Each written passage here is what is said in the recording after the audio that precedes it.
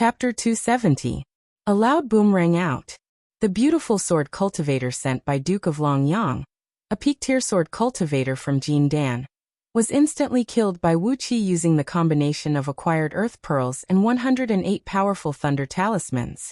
It was a real instant kill, as the enchanting sword cultivator did not even have the chance to struggle. Before Wuxia could figure out whether the beautiful sword cultivator was a man or a woman, the man had vanished into nothingness amidst the blinding light. Yandan and the others were not surprised by the result. During the battle in the drill ground of the Imperial Palace, Wuxia had shown his overall strength, which was enough to kill a peak-tier human immortal from Jindan. If the acquired earth pearls were used properly, they could even threaten the life of an earth immortal of nascent soul realm. But the combination of 108 powerful thunder talismans had completely wiped out the possibility of the beautiful sword cultivator escaping, not even leaving a trace of his broken soul behind. Obviously, Lu Buwei was taken aback. As the power of Wei Merchant in Ji City was completely uprooted, he did not get the latest information related to Wuxia. Duke of Longyang's expression remained unchanged, and no one could tell what he was thinking about the death of his accompanying sword cultivator. He was still discussing the alliance between the three dynasties with Yandan and Chu Ping with a smile on his face, but from time to time, he would throw a flirtatious glance at Lu Buwei. In the face of Lord Longyang's words and actions, Lu Buwei could only droop his head, like a dying old man with one foot in the grave. He did not have the slightest bit of energy, and no one knew what he was thinking. But all these had nothing to do with Wuxia. After being promoted as the Duke of Purple Jade Seal, Wuxia had become a first-grade Duke of Great Yan, and his status could be considered as one of the nobles. On top of that, the chief supervisor of Westfield headquarters was Lu Chengfeng. Therefore, it only took Wuxia a very short amount of time to hand over all the official duties in his hands. In the great hall in front of them, the discussion on the detailed terms of the alliance between the three dynasties was in full swing. Every single condition was discussed carefully. Yandan and Chu Ping, together with the most astute ministers of both dynasties, were fighting inch by inch for all kinds of benefits with Duke of Longyang. In the office hall at the side of the hall, Lu Chengfeng was holding a large seal and solemnly stamping a crimson seal on the official document signed by Wuxia. After he stamped the seal, Wuxia had officially severed all ties with the Westfield headquarters of Great Yan Dynasty.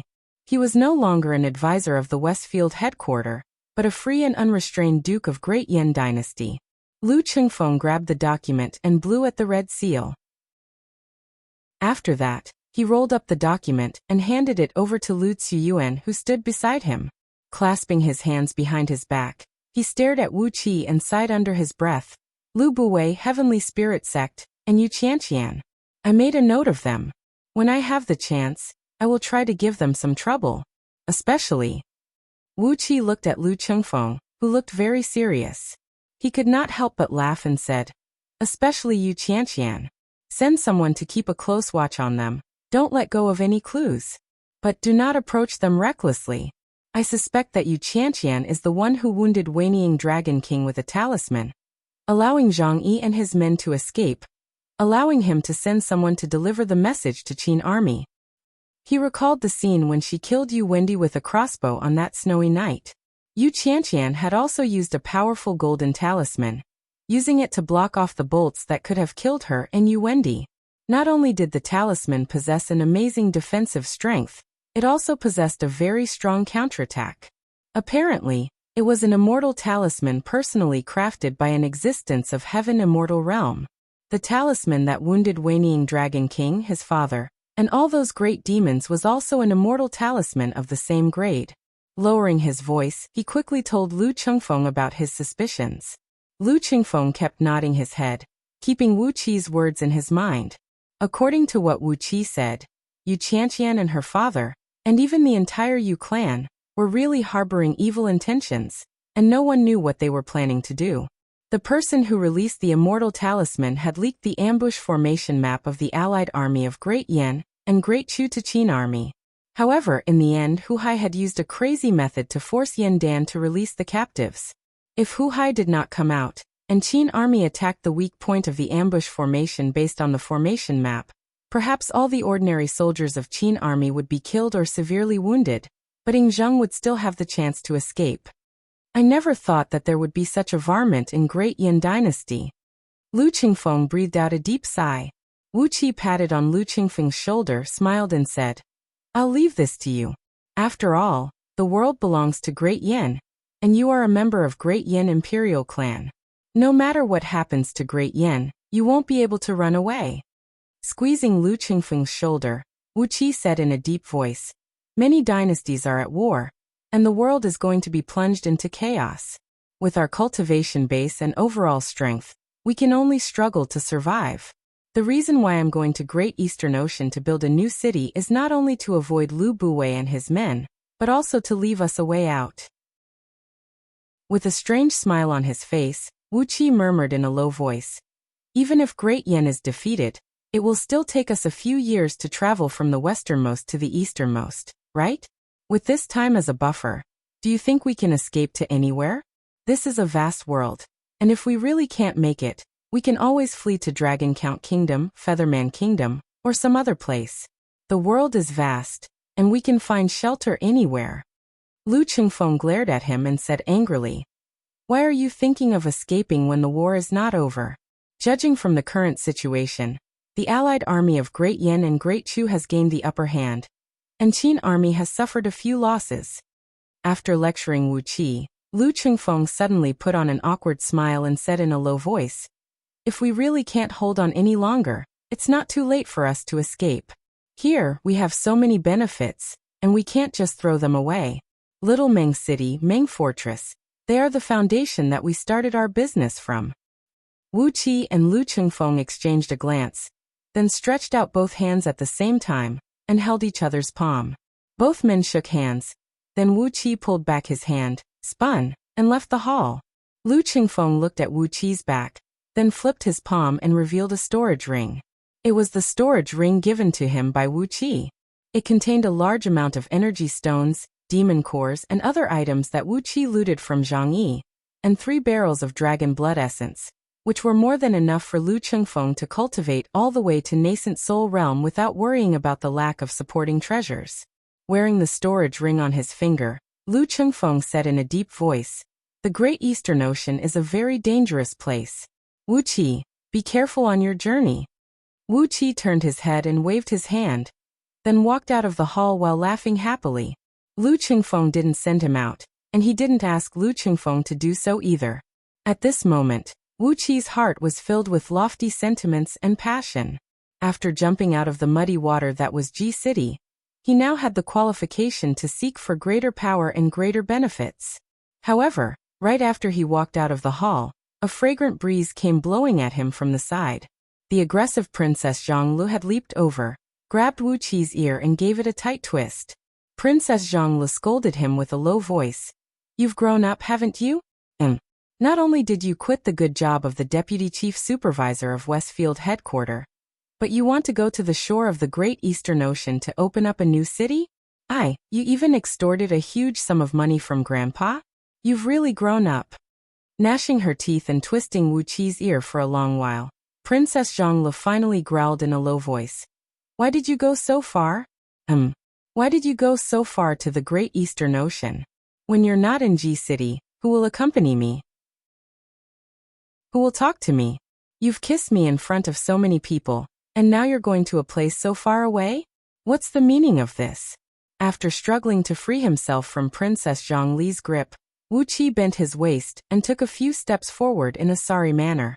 He turned his head and looked at Princess Zhonglu in surprise, then cried out in a low voice. Why don't you come with me? I'll open up a new city, and you'll be the Deputy City Lord, or the Chief Supervisor, or the City Lord's wife. You can do whatever you want. Isn't it better if you and I join hands and build our own kingdom? Princess Zhonglu was taken aback, and her pretty face suddenly blushed.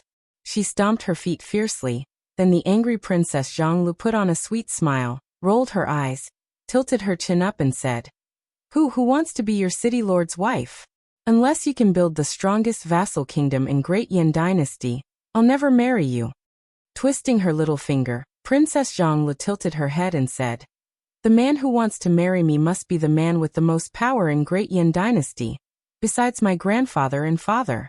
He must be the strongest man, besides my grandfather and father. It would be best if he has the cultivation base of heaven immortal. And he must use the most luxurious chariot under the heaven, riding a rainbow cloud to marry me amidst the cheers of countless people. Rolling her eyes, Princess Zhongli continued. For my wedding, the guards of honor will have to be at least 1 million people, right? And the dowry will have to be at least 100,000 maids and maids. All of them must be beauties with unrivaled beauty, or else, wouldn't that be a great disgrace to me? What about all the utensils? If I say all the utensils, including the combs, shoes, and socks, are upper-grade magical treasures, won't that be too extravagant? Taking a deep breath, Princess Zhongli narrowed her eyes, smiled and said, Of course, for the wedding chariot, the strength of the beast driving the chariot must not be too weak. If I can use 9 real heaven dragons to pull the chariot, I'll be perfectly satisfied. Looking at Princess Zhongli, who seemed to be lost in her own thoughts, Wuxia could not help but shake his head. If he allowed her to continue thinking, perhaps she would say that the master of ceremonies for her wedding must be a divine gold immortal as well? 9 real heaven dragons pulling the chariot? Not to mention the real heaven dragons. Even the old dragon king of Longyuan River would pull the chariot for you? He would definitely raise a great flood and attack Ji City. And he would never say anything to you. Putting his arms around Princess Zhongli's waist, Wuxia breathed out a long sigh and said, You will have it, everything will be there. We will have bread, we will have milk, and we will have the wedding chariot pulled by heaven dragons. As long as both of us join hands and work hard to develop our own city, our own kingdom, everything will be there. Amidst Wuxia's deceptive words, Princess Zhongli had a silly smile on her face. Along the way, she was thinking about the various items she would need for her wedding, then followed Wuxia and stepped into the teleportation formation that led to Ji City. Lu Chengfeng stood in front of the hall, looking at the back of Wuxia and Princess Zhongli with a smile on his face. Brother, have a safe journey. I'll be in Ji City, and I won't let them disturb you. Lu Chengfeng smiled, but a cold gleam shone in his eyes. When Wuxia left him for real, Lu Chengfeng felt like he had returned to the time when he was still a teenager, all alone, struggling to survive in the mansion of Lu clan in Liang. An unprecedented fighting spirit was burning fiercely in Lu Chengfeng's heart. Wuxia had left Meng Mountains, where the war was raging, and this huge whirlpool of troubles. Along the way, he brought Princess Zhongli with him, and both of them went to the Great Eastern Ocean, building their own city and kingdom. Chapter 271.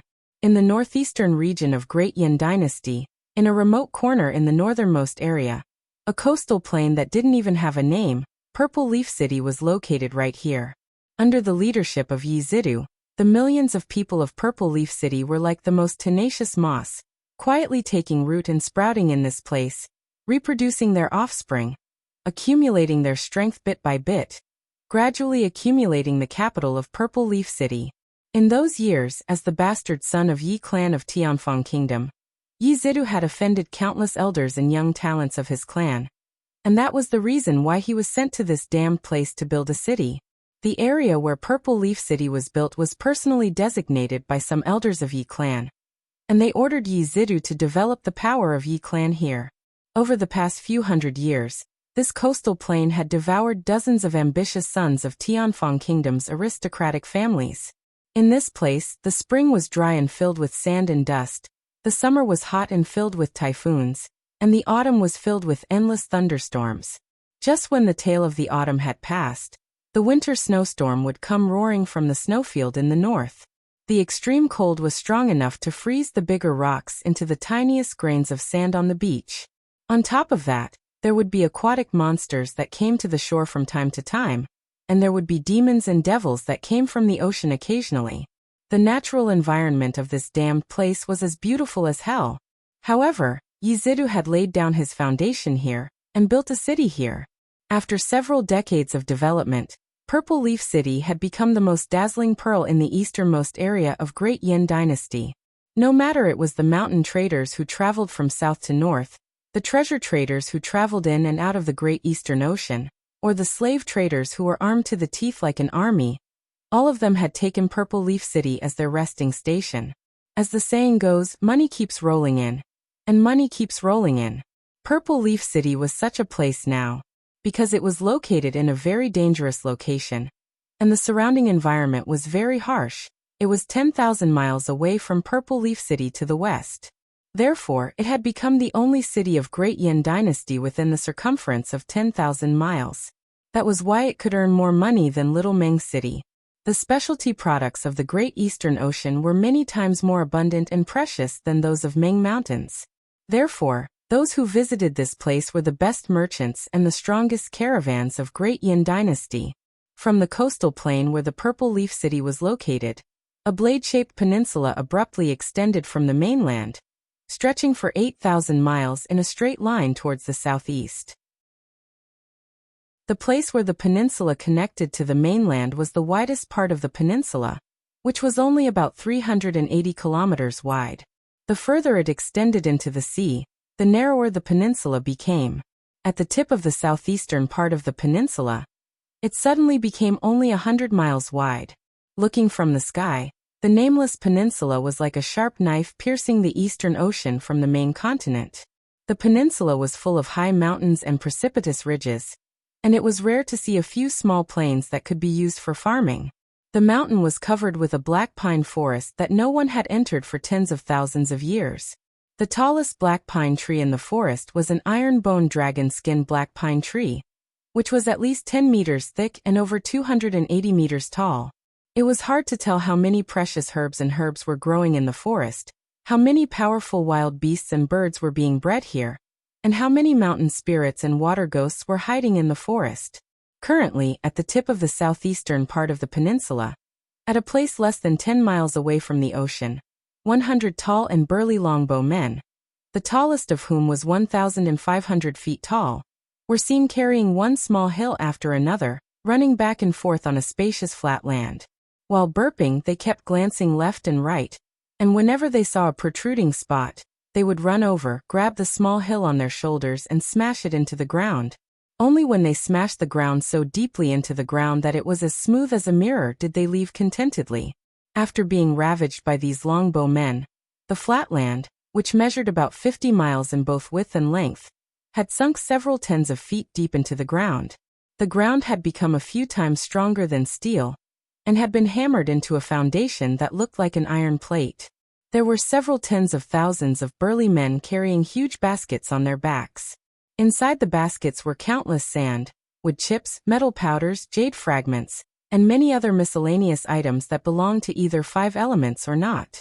They threw these miscellaneous items onto the ground and piled them up into small mounds. After that, these longbow men would run over and happily smash these mounds with small hills, smashing them into the ground as well. Among these miscellaneous items, there were also sulfur, black dog blood, human feces, pig feces, and many other strange things that were either dirty or not, and the amount of them was frighteningly huge. Together with materials that belonged to or didn't belong to the 5 elements, this foundation would have an extremely strong natural defense against the 5 elements escape technique. Even those Yin gods and wild ghosts wouldn't be able to escape freely through the ground. This was an evil technique recorded in Scroll of Stealing, which was specially used to break escape magic of 5 elements or escape magic of Yin ghosts. Unless it was an innate escape magic of 5 elements, or a few of the few great divine abilities, escape magic of spirit, when faced with this kind of mixed materials, no matter how hard one tried to perform incantation gestures, recite spells, and change the escape magic, one would never be able to travel through this place freely. Most of the things recorded in the Scroll of Stealing were all sorts of strange escape techniques, techniques that could break through the restrictive spells and sneak into someone's house. Of course, the main point of the Scroll of Stealing was how to prevent someone from sneaking into one's house easily. An expert thief would naturally know how to better guard against thieves. Apart from these busy laborers, there were also several dozens of female officials from the inner court, each clad in a long black dress, and wearing a tall crown on their head. They were holding various tools in their hands, surveying the terrain, and drawing the blueprint of a magnificent city on a huge blueprint. Each and every one of these female officials was young and beautiful, with beautiful faces and slim bodies. Every single one of them was a great beauty that could only be found among 10,000. On top of that, each and every one of them was smart and capable. They could survey the terrain, draw the blueprint of scale, and design the various functional parts of the city. Their attainments in this field were no weaker than the craftsmen who had spent their whole life building a city. Apart from these female officials, there were also many young female officials, who were dressed similarly, riding on sword beams and flying back and forth. Holding long whips in their hands, they were supervising the laborers to work hard. Occasionally, someone would slack off, and they would immediately lash out with the whips. Using the whips made from the skin of great serpents, they would leave a foot-deep mark on the ground. It was more than enough to frighten the laborers, and they dared not to slack off even for a moment. In the mountains far away, there were also some female officials, together with a large number of imperial eunuchs, supervising large groups of laborers who were digging rocks and logs, collecting all kinds of building materials. In some valleys further away, there were also female officials supervising the laborers, who were digging mines and excavating underground metal ores. Then, they would forge furnaces in the valleys, and forge all kinds of metal ingots for future use. There were a total of 3,000 female officials in Chichi, who were carefully trained by Great Yin Dynasty's imperial court. Each of them had the ability to govern an entire city, and when these 3,000 female officials were gathered together, they had the administrative ability to govern an entire vassal kingdom. However, their current status was just the personal belongings of Princess Zhonglu. In the future, once Princess Zhonglu got married, these 3,000 young and beautiful female officials, whose cultivation base was at the realm of Xiantian and above, would all become the dowry girls of Princess Zhonglu. Among them, they would be able to select 108 concubines of the future Princess Zhongli's future husband.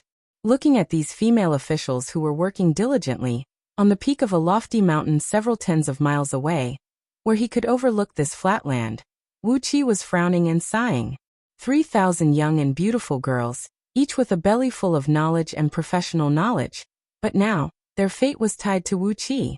When they were classified as Princess Zhongli's personal belongings, and followed Wuxia to this peninsula to prepare for the construction of the city, they had been branded with Wuxia's brand, and could never get rid of it for the rest of their lives. Damn you, Yuxian! I've only given you 30 cities as a bribe, and asked you to select some capable men for me. But you actually brought out all the female officials specially trained by Great Yin Dynasty. Wuxia scolded someone who was far away in Ji City, his eyes almost dripping with blood. Dedication. He was too damn dedicated. Yuxian, this old fellow, once you gave him a bribe, as long as he accepted it, he would definitely help you get the job done beautifully. Not only did he double the amount of resources that Wuxia asked for, he had even given Wuxia the men that Wuxia asked for. He had also done his best to select a group of the most capable and reliable men in Ji City for Wuxia. These female officials were taken into the inner court since they were born, and they were given an elite education and brainwashing education since they were young. Once they came of age, as long as they acknowledged their master, their souls and lives would be completely given to their master. Originally, these female officials were the ones who were given to the members of Great Yin Dynasty when the members of Imperial Clan got married. For example, when a prince or a princess married a prince, they would be rewarded with a batch of female officials to manage their mansions. In the end, Yuxian, this dedicated old fellow, had given this batch of 3,000 female officials to Wuxia, and had all acknowledged Princess Zhonglu as their master. 3,000 administrative experts? Good, that was indeed good. But when it came to 3,000 young and beautiful administrative experts who would be his dowry in the future, Wuxia felt something was not right. It had been quite some time since he arrived in this world, but Wuxia still could not accept some of the things in this damned place. For example, the human medicine that Lu Chengfeng had to consume every single day, and the practice of cultivating human beings like objects, and then giving them away as objects.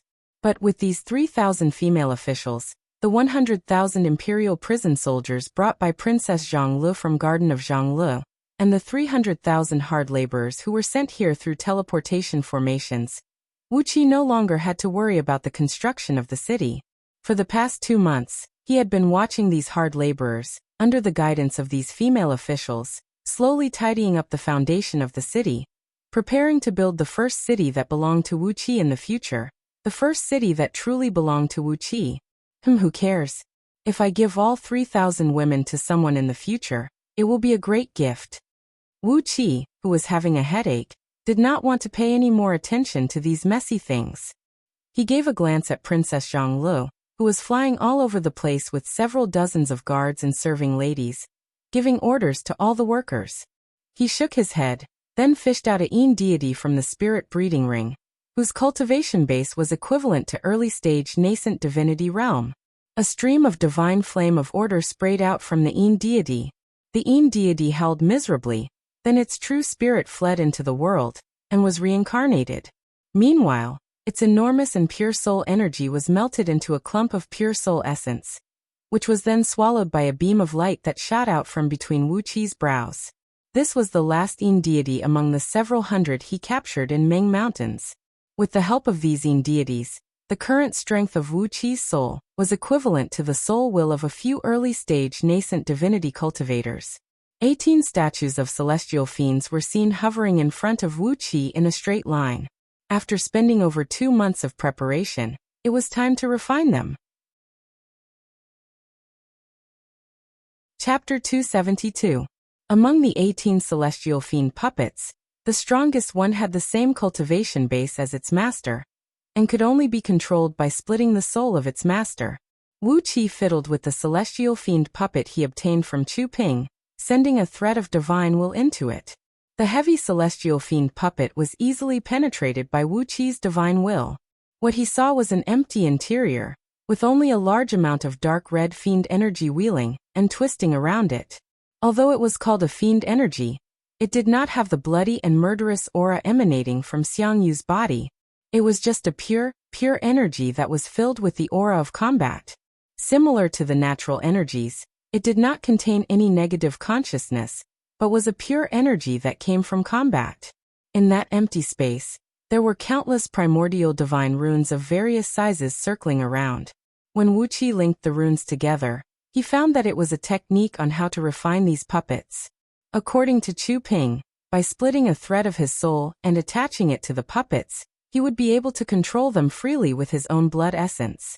But it was just the most superficial method of refining them. Only when it was combined with the heavenly Tao myriad fiend's spirit incantation could he truly control these celestial fiend puppets at will. The spirit incantation also provided him with the technique on how to upgrade these puppets in the future, so that they could improve their strength, blood refinement with fiend flame, devouring all things.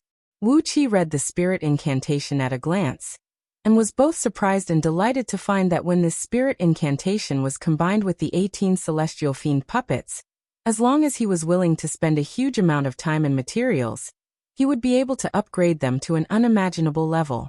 In the future, even if Wuxia could attain the level of divine gold immortal, these celestial fiend puppets would also have a suitable technique to gradually upgrade them to the level of divine gold immortal, instead of only having the overall strength of 36th tier heaven immortal like what Chu Ping said. Perhaps, the reason why Chu Ping gave up on these puppets was because their future was too bright and brilliant, but the time, energy, and materials they consumed were too huge. For each puppet to upgrade to a higher level, the amount of spirit, energy, and materials consumed was at least 10 times that of the cultivator himself. In order for all 18 celestial fiend puppets to break through at the same time, they would need to consume 180 times the amount of spirit, energy, and resources. Any cultivator with a normal mind would not choose these celestial fiend puppets. Even if they could kill a divine gold immortal in the future, they would never choose these useless puppets. 180 times the amount of resources was enough to raise his cultivation to an unimaginable realm. Why would he need to rely on external forces? For cultivators, any cultivation resource was extremely precious. Most probably, the reason why Chu Ping did not mention the heavenly Tao of myriad fiends incantation to Wuxia was because he did not think Wuxia had the ability to obtain so many precious materials to refine these celestial fiend puppets. Even Chu Ping himself did not have the confidence to refine these puppets, let alone Wuxia, who was not even worthy of Chu Ping's attention. You really have eyes but failed to recognize a treasure. I wonder which almighty expert is bored enough to create these freakish things. For other cultivators, they are simply a burden. But for me, who has inherited the scroll of stealing, they are the best magical treasures for self-defense and life-saving. Wuqia's eyes shone brightly. Other cultivators might not have sufficient cultivation materials and resources, but for the inheritor of the scroll of stealing, it was not a problem at all. On the contrary, due to the uniqueness of the scroll of stealing, Wuxia was destined to be alone most of the time. Most of the time, his strength alone was not enough to handle everything. With these 18 celestial fiend puppets by his side, as long as their cultivation base could gradually improve along with his strength, it would be equivalent to having 19 Wuxia working together at any time. As a result, these puppets were the best trump card for him. Laughing loudly, Wuxia recited the incantation silently. He gave up on the superficial blood sacrifice technique told to him by Chu Ping, and instead, focused all his attention on circulating the complete version of the soul-splitting spell of the heavenly Tao of Myriad Fiends incantation. Over and over again, he kept reciting the incantation, gradually sending a thread of divine will into these celestial fiend puppets. As the power of Wuqia's divine will was gradually injected into these puppets, they began to emit a dazzling light, and gradually, their bodies grew larger and larger. From the length of 1 foot, they gradually grew to the same height as Wuxia. An immense dark red aura of combat spread out from their bodies, while a buzzing noise was heard coming from within them. A feeling of having their flesh and blood fused with Wuxia rose up spontaneously. All of a sudden Wuxia, who was reciting the incantation, let out a miserable howl, holding his head with both hands and rolling violently on the mountaintop. His soul, which was as strong as a few early-stage nascent divinity cultivators, was chopped into 19 pieces by an invisible force. One of them retained about 10% of his original soul, while the other 90% was evenly divided into 18 parts. When the 18 parts of his soul were thrown into these celestial fiend puppets, they immediately condensed into a soul pearl the size of a fist, hovering inside the bodies of these puppets. Countless runes began to light up on the smooth surface of these puppets. Abruptly, the bodies of these puppets turned dark, and the void within 10 miles of circumference suddenly lost its luster, as if a black hole had collapsed.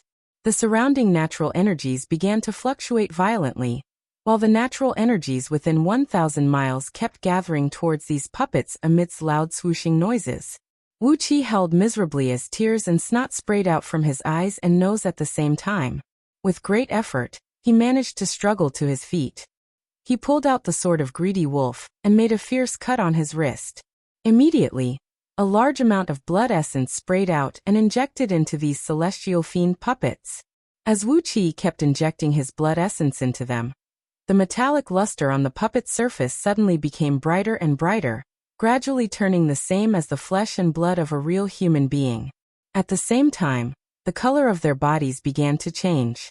Their pitch-black metallic bodies quickly turned the same as the skin of a human, with human hair, skin, and even the patterns on their surface looking exactly the same. Their eyes were deep and emotionless, and within their eye sockets that shone with a dark red gleam, eyeballs that looked exactly like a human had grown out. On their sharp claws that looked like daggers, fingernails that looked exactly like a human had grown out. As Wuqia's blood essence kept flowing into these celestial fiend puppets, they gradually looked exactly like Wuxia. Even their eyebrows and the fine hair at the corner of their mouths looked exactly the same. Wuxia felt that 18 bottomless pits were crazily sucking his blood essence. His blood essence kept flowing into these bottomless pits, and gradually, he felt that he had gained some extra bodies. However, the feeling of these bodies was vague, as his soul could not control them well yet. The speed of the blood essence being extracted was getting faster and faster, to the point where Wuxia could no longer control it himself, as the puppets were draining his blood essence. You are indeed an extraordinary treasure of the Fiend League. If not for the fact that I have prepared beforehand, perhaps my blood essence would have been completely extracted by you. Clenching his jaws tightly, Wuxia fished out a vat of blood essence, and like a whale sucking in water he sucked the vat of blood essence, which weighed nearly 5,000 kilograms, into his body. His dry and empty body quickly digested the blood essence. Every single cell in his body was like a parched desert, quickly devouring the blood essence, then turning it into Wuqi's own energy essence and rushing out. The emergence of a massive amount of new energy essence had satisfied the requirement of these celestial fiend puppets for their master's blood essence. They actually opened their mouths and let out loud, satisfied laughter. Looking at the 18 men who looked exactly like him, laughing complacently while wantonly devouring his blood essence, Wuqi could not help but curse the 18 generations of ancestors of the person who created these 18 celestial fiend puppets.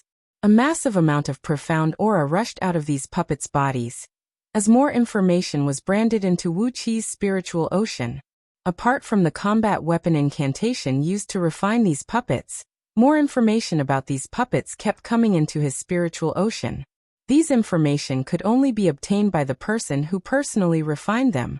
No matter how strong the divine will of others was, they could only obtain the combat weapon incantation, and could not obtain these obscure information. After Chu Ping obtained these puppets, he only studied the method of their production, and whether the combat weapon incantation could be used to control divine undead weapons, but he had never personally performed a blood sacrifice on these puppets. As a result, only Wu Qi could obtain these information now. From these information, Wu Qi learned that in the current territory of Great Chu, in a cave deep in the mountain where Chu Ping found these celestial fiend puppets, there used to be a sect with the legacy of ancient immortals, which specialized in the cultivation of various divine abilities of the Fiend League. These puppets were personally crafted by the 18 strongest patriarchs of that sect, passed down to the disciples of the later generations, and used to safeguard the fate of the sect. Among these puppets, not only was there a combat weapon incantation used to refine them, there was also a divine ability of the Fiend League, called the Celestial Fiend Battle the Heaven Script. It was an ancient cultivation technique that focused on cultivating the fleshly body, aiming to turn the fleshly body into a saint, and was also prepared for these puppets. After refining these puppets with the Heavenly Tao combat weapon incantation, and providing them with sufficient blood essence, they would be able to transform into a half-puppet, half-fleshly body. They would also be able to form meridians that were exactly the same as human beings, allowing them to cultivate the Celestial Fiend Battle the Heaven Script, and gradually improve their strength. On top of that, they would be able to devour all kinds of rare natural treasures to strengthen their bodies. As a result, the future of these puppets was far beyond the limit that Wu Qi learned from the combat weapon incantation. Theoretically, as long as they cultivated the Celestial Fiend Battle the Heaven Script, and were nourished by endless natural treasures, each of these puppets had the possibility of becoming one of the strongest experts in the entire universe. After a brief moment of pondering, Wu Qi waved his left hand. Immediately, 18 bean-sized innate earth element energies shot out from the earth element dragon scale shield, and fused into the bodies of these celestial fiend puppets. One after another, the puppets let out joyful laughter as they hastily sat cross-legged on the ground and slowly exercised the Celestial Fiend Battle the Heaven Script, circulating the innate earth element energies through their bodies over and over again, cleansing the newly born meridians. The surrounding natural energies quickly rushed into the bodies of these celestial fiend puppets. Under the control of Wu Qi's soul pearl, these puppets gradually formed into a dark red Jin Dan in their dantian, glinting with a layer of golden light. Clearly, they had reached the level of early-stage Jin Dan realm, which was equivalent to Wu Qi's cultivation base. A few days later, these puppets finally retracted their cultivation technique and rose to their feet. With a thought in Wu Qi's mind, these puppets abruptly turned translucent like phantoms, then walked into Wu Qi's shadow one after another, fusing into Wu Qi's shadow. Wu Qi felt that there were 18 extra clones of himself, sharing the same body with him. As long as he willed it, these 18 clones could leave his body at any time and transform into celestial fiend puppets to fight with other people. These puppets were living in his body, breathing together with him, sharing his blood, flesh, and energy essence. Taking a deep breath, Wu Qi ended the refinement of the celestial fiend puppets, then rose to his feet joyfully. Far off in the distance, a beam of blue light shot up into the sky, from which came the fat catfish flood dragon, swaying her huge body. Chapter 273. Water droplets fell from the sky, accompanied by a long cry that sounded like a cow or a baby, but not like a dragon's roar. Slowly, catfish flood dragon's body shrunk and transformed into a human. Stepping on a dark cloud, she flew swaggeringly towards Wuxia, shouting from a distance, "Brother Wuxia, I've brought you a letter. Hee, I've already handed over the official documents to the few dragon kings of the Great Eastern Ocean. Now the 2,500,000 miles of this ocean is my territory." Glancing left and right, catfish flood dragon saw Wuxia standing on the peak of the mountain from afar. Without hesitation, she flew towards him with a cloud. Meanwhile, Great Yen, Great Chu, and Great Wei had sent out all their elites, led by the emperors of the three dynasties, to Mount He. Princess Zhongli's eyes shone brightly, and Wuxia felt his heart itch. Catfish flood dragon blinked her eyes and stared blankly at both of them. Catfish flood dragon did not have a deep impression of the relics of immortals, be it spirit treasures or spirit items. When she fought with others, she mostly used her physical strength, and rarely used divine abilities or magical treasures. Princess Zhongli's eyes shone brightly. She waved her fist excitedly and shouted, "We'll go too. All the treasures. At least some of them should be ours." Baring her fangs and brandishing her claws, Princess Zhongli let out a shrill laugh and said, "The construction of the city will be handled by those 3,000 female officials of the inner court, and 100,000 imperial guards, together with the protection of the aquatic demons under Catfish Flood Dragon's command. Zixian is going to seize the treasures of the immortals, and Zixian wants those treasures." In the ocean below, thousands of demons transformed from various fishes and sea beasts could be seen, their cultivation bases ranging from nascent soul realm to Xiantian realm.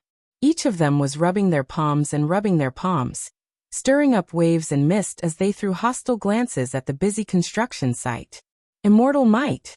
With great difficulty, Wuxia spat out 2 words. Wuxia turned the page of the letter and continued reading. The change of the battle situation in Ming Mountains was really unexpected. The fact that Great Wei had secretly colluded with Great Yin and Great Chu, and joined forces to launch a surprise attack on Daqin was beyond everyone's expectation. But when did Great Zhao collude with Daqin? Looking at the familiar names on the letter, Zhao Sheng, Lian Pe, Lin Xiangru, etc., Wuqi felt his scalp go numb. Just as Wuqi was about to discuss the matter of the immortal ruins with Princess Zhonglu, a huge explosion suddenly sounded in the distant eastern sky, where the sky and the water met. Suddenly, a large cloud pattern spread out in the sky, and a white cloud trail shot straight in the direction of Wuqi's group. Due to the sudden changes in the ruins, the higher-ups of the 5 nations had already focused their attention on the ruins. The sinful prince of Daqin, Huhai, the emperor of Great Zhao, Zhao Sheng, and the others had already led a large number of experts and cultivators to the depths of He Mountain, which was the border between Great Wei and Great Zhao. They were prepared to fight for the magical treasures that had flowed out of the ruins. This is... Wuqi was struck dumb. It took Lu Qingfeng about 1,000 words to describe the brutality of the war. As a large number of cultivators had joined the war, the fighting pattern of all the armies had become unpredictable. An army of 100,000 men could appear in front of another city several thousand miles away at any time. There was no front line or rear line, and no main direction of attack. Wherever those cultivators could reach, a brand new teleportation formation could appear at any time, and tens of thousands of soldiers could be assembled at any time. When Princess Zhonglu read these words, she could not help but twitch her lips and say, "Lu Buwei. Nice." Every day, tens of thousands of soldiers were killed or wounded during the war between the 5 dynasties. A single strike from an earth immortal of nascent soul realm could shatter tens of thousands of iron armors. Ming Mountains had turned into a bloody hell, and the brutality of the war between the 5 dynasties was rarely seen. Chengfeng once had nightmares about the scene of mountains of corpses and seas of blood, but that could not describe the current battlefield in Ming Mountains. "My dear brother Wuqi, I'm here to see Xianan. Is the construction of the city at the shore of the Great Eastern Ocean going smoothly? Senior Catfish Flood Dragon is heading to the Great Eastern Ocean with the official document of Wanying Dragon King, applying to be the Lord of an Ocean. If she succeeds, it will be of great help to my dear brother in building the city. Also, Lord Xiansheng, the son of Wanying Dragon King, has also brought 300,000 soldiers to the Great Eastern Ocean, hoping to live next to Senior Catfish Flood Dragon. With that, my dear brother will have another great support. Princess Zhonglu had also flown up into the sky with a gust of fragrant wind, and quickly threw herself into Wu Qi's arms. She had just twisted her body a few times, but before she could act coquettishly to Wu Qi, Catfish Flood Dragon had already descended from the sky on a cloud while laughing. She fished out a letter from under her sleeve and gave it to Wu Qi, shaking her head and saying, "It's terrible, it's really terrible. The war in Meng Mountains has turned it into a river of blood, and the land is filled with corpses. I've followed Brother Wu Qi to come here to avoid the calamity. You are indeed a wise and mighty man." She wagged her big head complacently, then cried out excitedly, "This is the territory of that three-headed shark who was killed a few days ago. Now that he has been killed, it is only right and proper for me to take over his territory. 10 days ago, the Great Qin Army, together with Great Zhao's Buyun iron-armored earth-splitting rhinoceros cavalry, attacked Great Yin Kingdom from 10 different directions. Great Yan, Great Chu, and Great Wei split up their armies to encircle them, and as a result, 127 cities were conquered by the enemy. The imperial court of Great Yin was in an uproar, and rumors were spreading among the common people. The prices of goods in the market skyrocketed, especially for food, oil, salt, and many other things. 15 days ago, the Great Wei Army, led by Great Wei's General Pang Wan, launched a surprise attack on Daqin from the flank. The three dynasties joined forces and attacked Qin's field headquarters. The great general of Chu, Xiangyu, returned to the scene, commanding the mighty army of Xiang clan, and launching a fierce assault on Qin's army. He did not stop there for long, and killed 108 great generals of Qin army, as well as 37 members of Qin imperial clan. He also severely wounded great generals Wang Jian, Meng Tian, and some other important ministers of Qin army. Su Fu and Li Si were all wounded by him. The ruins of immortals. Zixian. When Wu Qi finished reading the letter, he shoved it into the Black Dragon spirit ring. A random magical treasure that flew out from the ring was actually a lower-grade spirit item? A spirit item, a spirit item. Only a magical treasure with an item spirit guarding it could be called a spirit item. For cultivators, even a lower-grade spirit item was much more valuable than an upper-grade magical treasure. Once a spirit item was subdued, it would automatically protect its owner and attack the enemy. However, a magical treasure did not have such a function. When the three dynasties joined forces and were about to break through Qin's field headquarters, Great Zhao's iron cavalry broke through and launched a surprise attack from the back of the allied army. Meng Fortress and Meng City were broken through one after another. The emperor of Great Zhao, Zhao Sheng, personally led the Buyun iron-armored earth-splitting rhinoceros cavalry, and launched a fierce attack on the allied army, coordinating with Qin's army from a distance. Great Zhao's brave generals Zhao Shi Zhao Kuo, Lianpe Li Mu, and civil officials Lin Xiangru, Gong Sun Long, Mao Sui Su Dai, had an astonishing cultivation base. With the combined forces of Daqin and Great Zhao, their power was not weaker than the allied army of the three dynasties. Cultivators fought and killed each other, and armies fought and attacked each other. With the help of cultivators and teleportation formations, the natural barriers such as great rivers and great mountains had become nothing but decorations. Attacking and controlling the teleportation formations had become the main mode of the battle. A spirit pressure that was a few times stronger than the combined strength of 10 Wanying Dragon Kings came crashing down from several thousand miles away, making Wu Qi and his company feel suffocated. Those ordinary mortals who were working could not sense it, but all those who had the cultivation base of Xiantian realm and above, no matter it was the lady officials from the inner court or the imperial army eunuchs, felt as if there was a huge rock pressing on their chest, making it hard for them to breathe. If it were some other ordinary mortals who dared to build a city so close to the ocean, these demons would have long rushed up and devoured all the laborers working on the construction site. However, since the man who built the city here was the friend of the owner of this 2.5 million miles wide ocean, these demons could only stare at the man on the shore while drooling. None of them had the courage to jump up to the man. Because of the ruins, the armies of the 5 dynasties had stopped their large-scale military operations. Most of their elite soldiers were attracted by the ruins of immortals, and were rushing to He Mountain. It was not hard to imagine that a fierce battle between a dragon and a tiger would take place in He Mountain.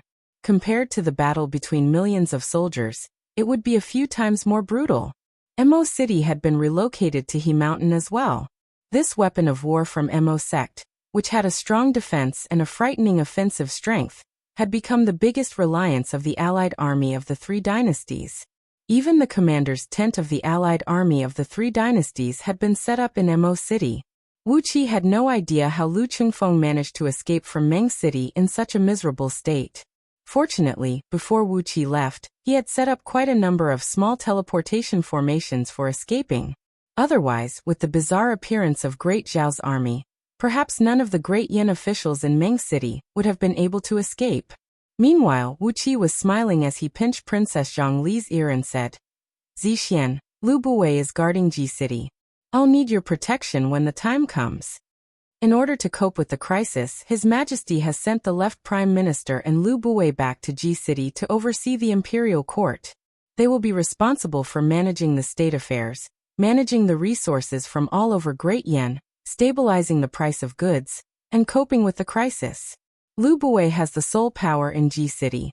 My dear brother, please do not return to Ji City easily. If you have to return, please remember to bring Princess Zhongli with you. Although Lu Buwei was bold and reckless, he did not have the courage to openly attack and kill members of Great Yin imperial clan. Wuxia breathed out a sigh and continued reading the letter. The letter was written with Lu Qingfeng's vigorous handwriting. Every stroke was like an iron blade or a silver hook, a sign of his great skill. For the past month, Yingzheng, the emperor of Daqin, has not come out. The crown prince of Daqin, Fu Su, and the prince of Xin, Huhai, have led the army to fight against Great Yin and Great Chu.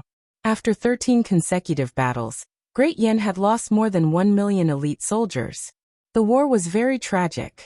Chengfeng was in charge of the logistics of Westfield headquarters, filling out the funeral documents and sending them to the families of the soldiers who died in the war. He had been so busy that all his advisors were nearly exhausted. In just 10 days, 1 million soldiers had died in the war. It was a cruel scene. Both Wuqia and Princess Zhongli were taken aback. There had been no news from Ji City for the past 2 months, and Catfish Flood Dragon said that the war had turned into a river of blood. It was obvious that the war had entered a critical state. Hastily, Wuqia tore open the envelope and fished out the letter, skimming through it. Behind the trail of white cloud, a large sheet of 5-colored light was seen shooting out, from which countless colorful petals were shooting out and showering down, causing the trail of white cloud to wobble and crumble. On the other hand, the powerful weapons of war from Mo sect, especially the mighty Mo City, had become the nightmare of Daqin and Great Zhao's army. Wherever the Mo City went, countless soldiers of Daqin and Great Zhao were turned into ashes. Even those nascent divinity cultivators dared not to face the attack of the Mo City head-on. While Lu Qingfeng was writing the letter, a strange change suddenly occurred in the ancient immortal ruins located at the border between Great Wei and Great Zhao. Suddenly, a small gap was opened in the tightly sealed ancient immortal defense mechanism, from which a great amount of immortal energy of excellent quality leaked out, and a flying sword of lower-grade spirit item level flew out from it. It was luckily found by a human immortal from Jindan who was stationed near the ruins by Great Wei. On top of that, Su Dai was the elder brother of Great Yan's imperial advisor, Su Qin. He was an expert in the art of mountains, rivers, and geography, as well as the art of divination. The fall of Meng City was caused by Su Dai, who cracked the ground and broke through the defensive mechanism of Meng City. When I was stationed in Meng City, I was fortunate enough to receive a large number of spirit talismans from my younger brother, and I even planted a teleportation formation in the mayor's mansion. With that, I managed to escape from the enemy with my trusted subordinates. Chapter 274. Inside a planetary ship that measured less than 10 feet long and 4 feet wide, Jiang Qingzi was cursing at the top of his voice. Han Shao, you old fogey. You are also a grandmaster, but how could you sneak attack me, a junior, from the back without caring about your reputation? You. Standing 8 feet tall and clad in a green Taoist robe, Jiang Qingzi had a handsome face and a graceful bearing. But now, he looked like a pitiful young girl who had been ravaged by 1,000 perverts. Jiang Qingzi's left arm was shattered, and his white bones were splattered all over his body. There was a hole the size of a bowl on his right chest. Through the hole, Jiang Qingzi's pink lungs could be seen moving rapidly. Severely wounded, Jiang Qingzi was holding a small spirit flag in his hand, constantly sending out beams of spirit light into the planetary ship, controlling it to move forward at high speed in the vast void. After spending over 2,000 years of arduous cultivation, Jiang Qingzi had already attained the cultivation base of peak stage nascent soul realm, and breaking through the realm of nascent divinity was just a matter of time. Therefore, he was given this planetary ship by the seniors of his sect, which could allow any cultivator below the realm of heaven immortal to travel across the starry sky. A planetary ship could travel across the starry sky, from one planet to another. The distance between planets could easily be hundreds of millions of miles. Therefore, the speed of a planetary ship was at least 100 times faster than an ordinary beam of light. In order to craft a planetary ship, not only did it require a master-level item crafting skill, it also required a great amount of precious materials. In Liyuan Galaxy, which was the most desolate place in Minor Heavenly Circle realm, a sect usually owned less than 20 planetary ships. If not because Jiang Qingzi was an expert in identifying all kinds of spirit herbs, and had spent years searching for spirit herbs to concoct pills for the sect, even though he had already formed his nascent divinity, he would not have the chance to enjoy this tiny shadow cloud. This was the planetary ship that Jiang Qingzi belonged to, the White Cloud Immortal Sect, a planetary ship that ranked in the top 5 in terms of speed, and was usually owned by the sect elders. Han Shao, you old fogey. You're old and shameless. Serves you right. You will die without any descendants, and your entire clan will be wiped out. Shadow Cloud vibrated violently once again, as several dozens of layers of defensive mechanisms were shattered by the 5 colored flowers that came rushing at them from behind. In just a blink of an eye, more than half of the defensive mechanisms were shattered. Jiang Qingzi gasped for breath as he hastily infused the last bit of his true essence into the spiritual flag in his hand, and drove the star boat forward. About 100 miles behind Shadow Cloud, a faint green silhouette was chasing after it at a high speed. This silhouette was actually using his own body to fly in the vast starry sky. Compared to the Shadow Cloud planet ship, his speed was only slightly slower. To be able to use one's own magic power to fly through the vast starry sky was a divine ability that only heavenly immortals possessed. To be able to keep up with the speed of the star boat, he had to be a powerful celestial immortal. After chasing for a short distance, the Cyan Man's palm suddenly spurted out a large amount of multicolored light. Then countless colorful petals spun at a high speed and darted out. The petals rapidly caught up to the star boat and exploded violently. Within the blinding light created by the explosion of the petals, numerous beams of light rotated at an alarming speed, madly tearing at the restrictive spell formations on the star boat like blades of light. The Shadow Cloud planet ship suddenly swayed, and its flying speed abruptly decreased by a notch. After that, it picked up speed again, and continued to flee in a sorry state. However, in this short period of time, the green silhouette had closed the distance of several tens of miles, and was now less than 100 miles away from Shadow Cloud planet ship. Jiang Qingzi coughed out a mouthful of blood.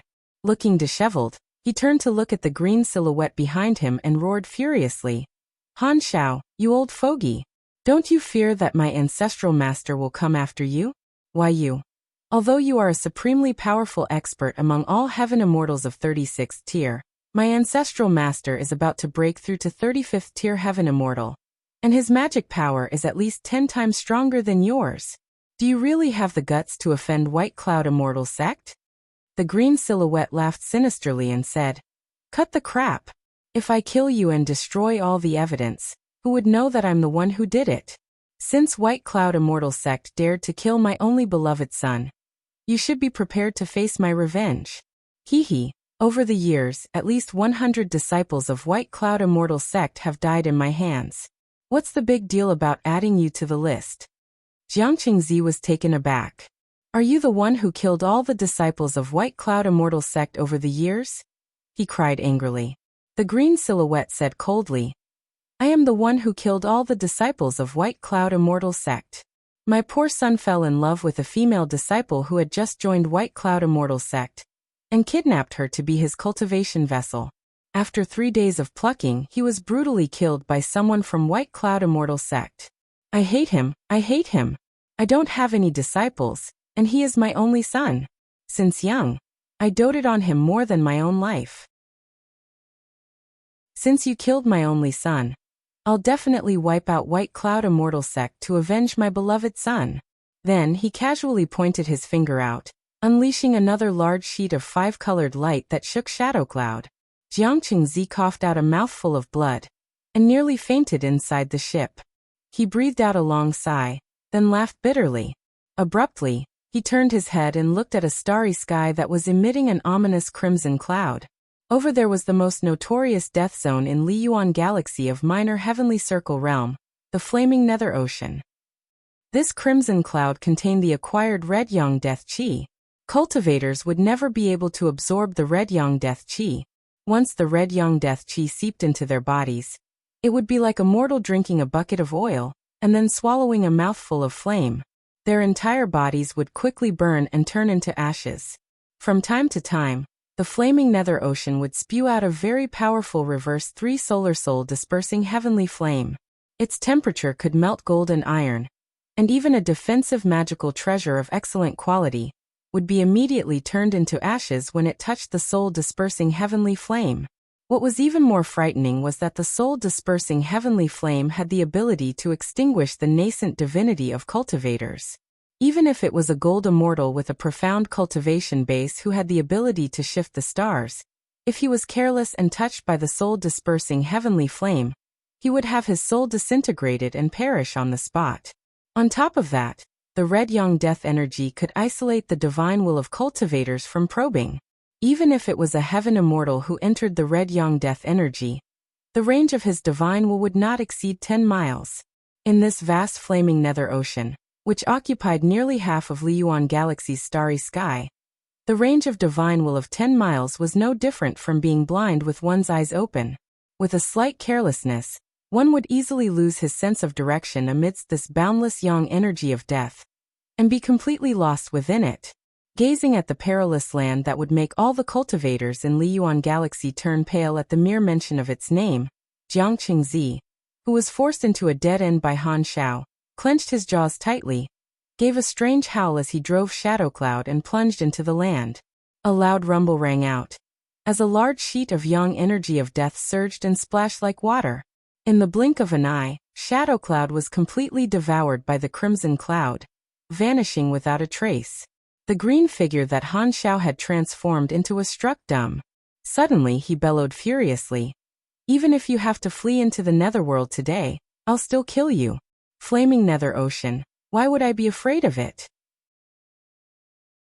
Ha ha ha. 800 years ago, I was lucky enough to find a drop of innate abyss heavy water, and today, I can put it to good use.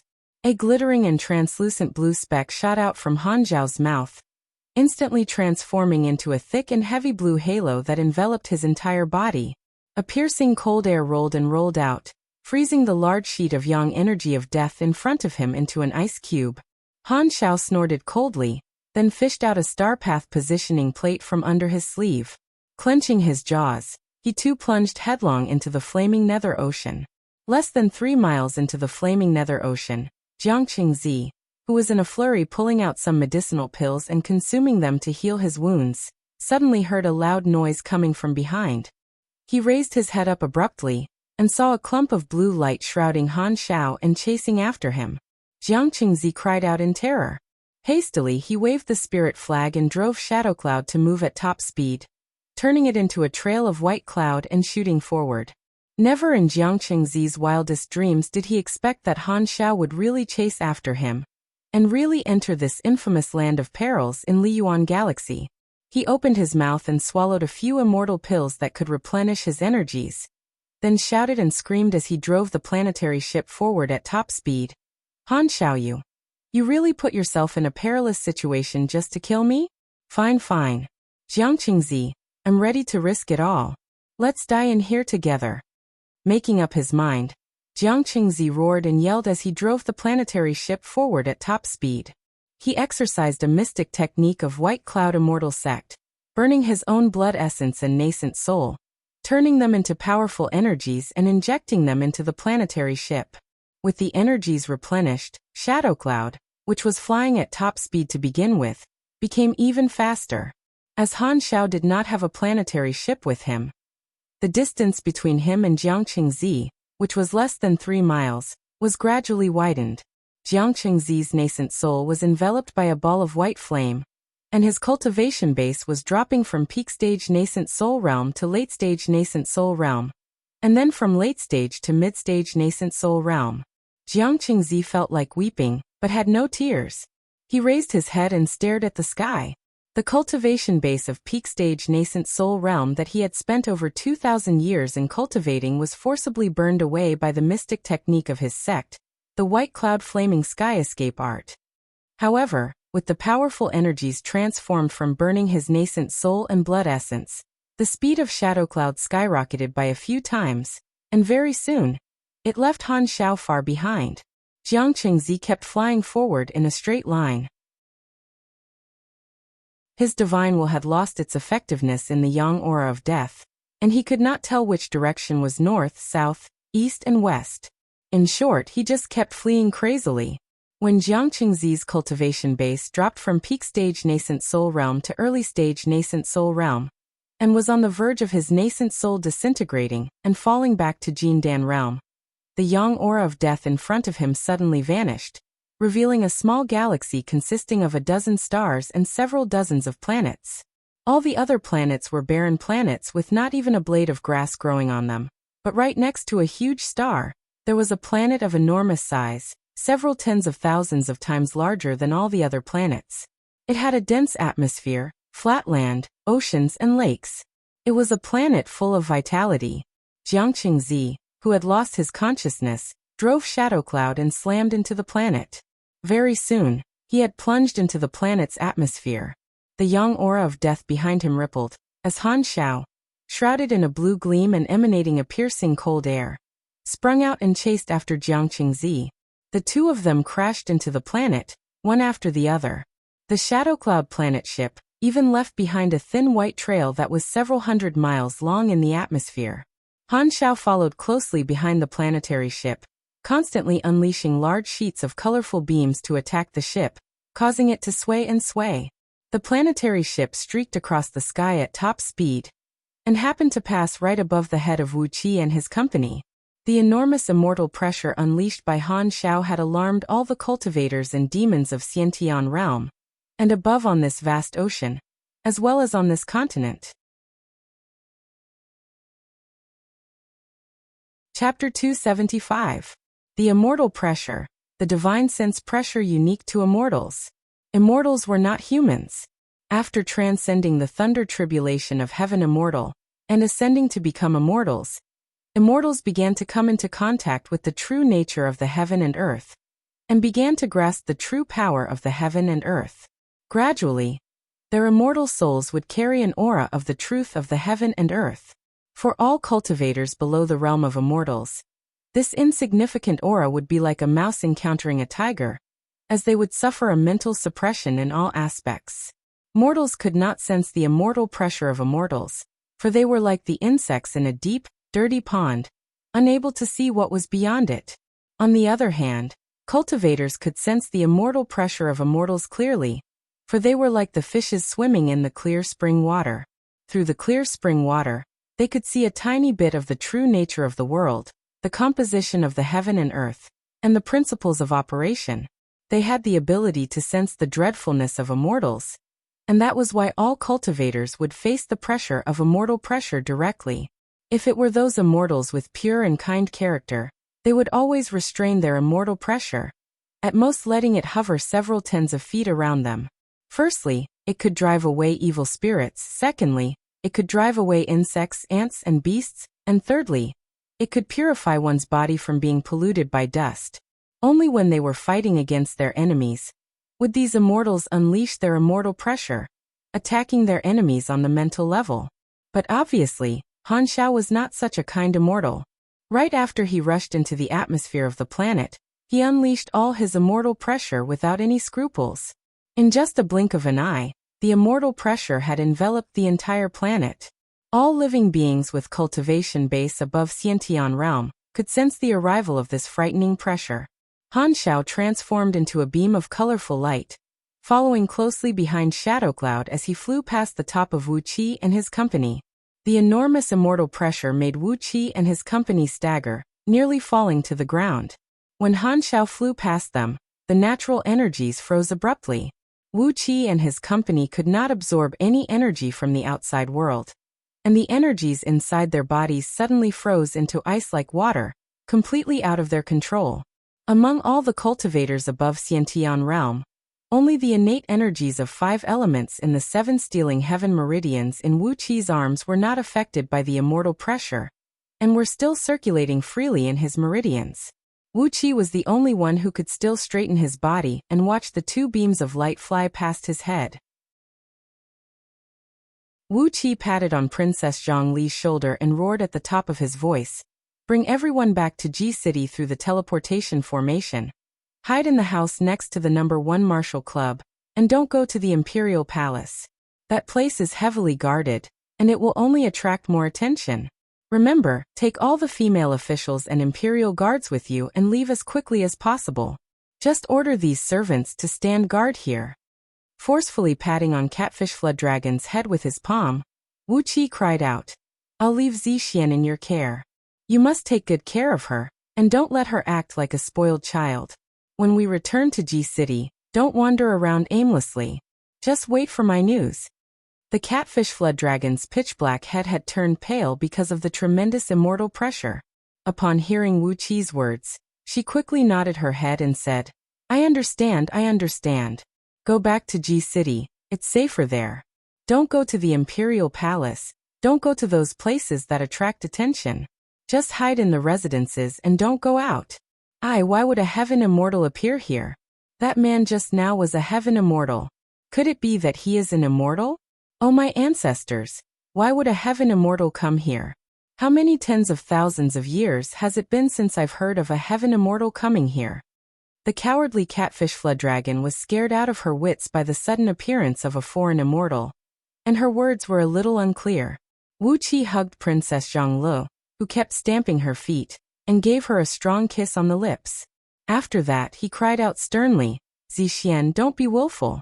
These female officials and imperial guards are the capital for us to make a fortune in the future. We can't lose them here. Bring them back to G City and hide them. I'll stay here and find out who this heaven immortal is, and why he came here." Princess Zhongli stared blankly at Wuqi and roared, "It's too dangerous. You can't stay here." Before her voice could fade away, a strong 5-colored beam fell from the sky from over 100 miles away. Several dozens of colorful petals spun rapidly and smashed into the ground, shattering a 10 miles tall lofty mountain, and a few nearby small mountain ranges. A violent wave of energy came whistling over from over 100 miles away. Like the head of a huge tsunami, it rolled up Wuqi and his company, and threw them far away. Looking at Princess Zhonglu, who refused to let him go, Wuqi gave her another kiss, then whispered into her ear, don't worry, I still have a soul replacement puppet to protect me. It's not that easy to kill me. This heaven immortal has a strange background, and I'll feel uneasy if I don't find out his background.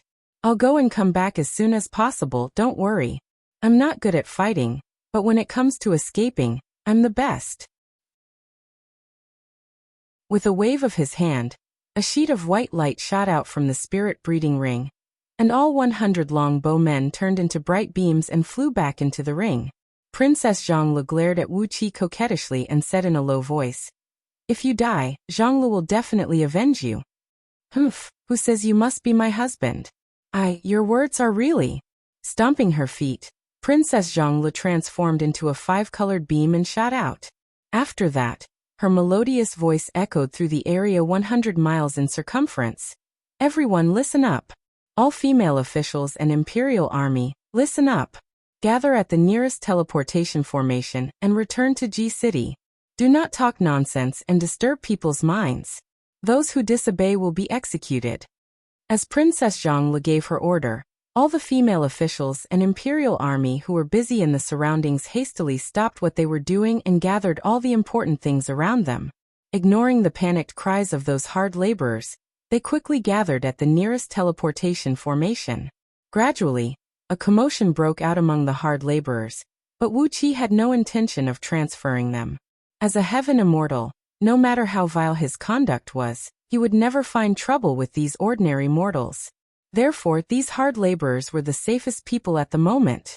When he saw Princess Zhongli step into the teleportation formation and return to G City together with a few serving ladies and guards, Wuxia hastily transformed into a stream of yellow mist and plunged into the ground.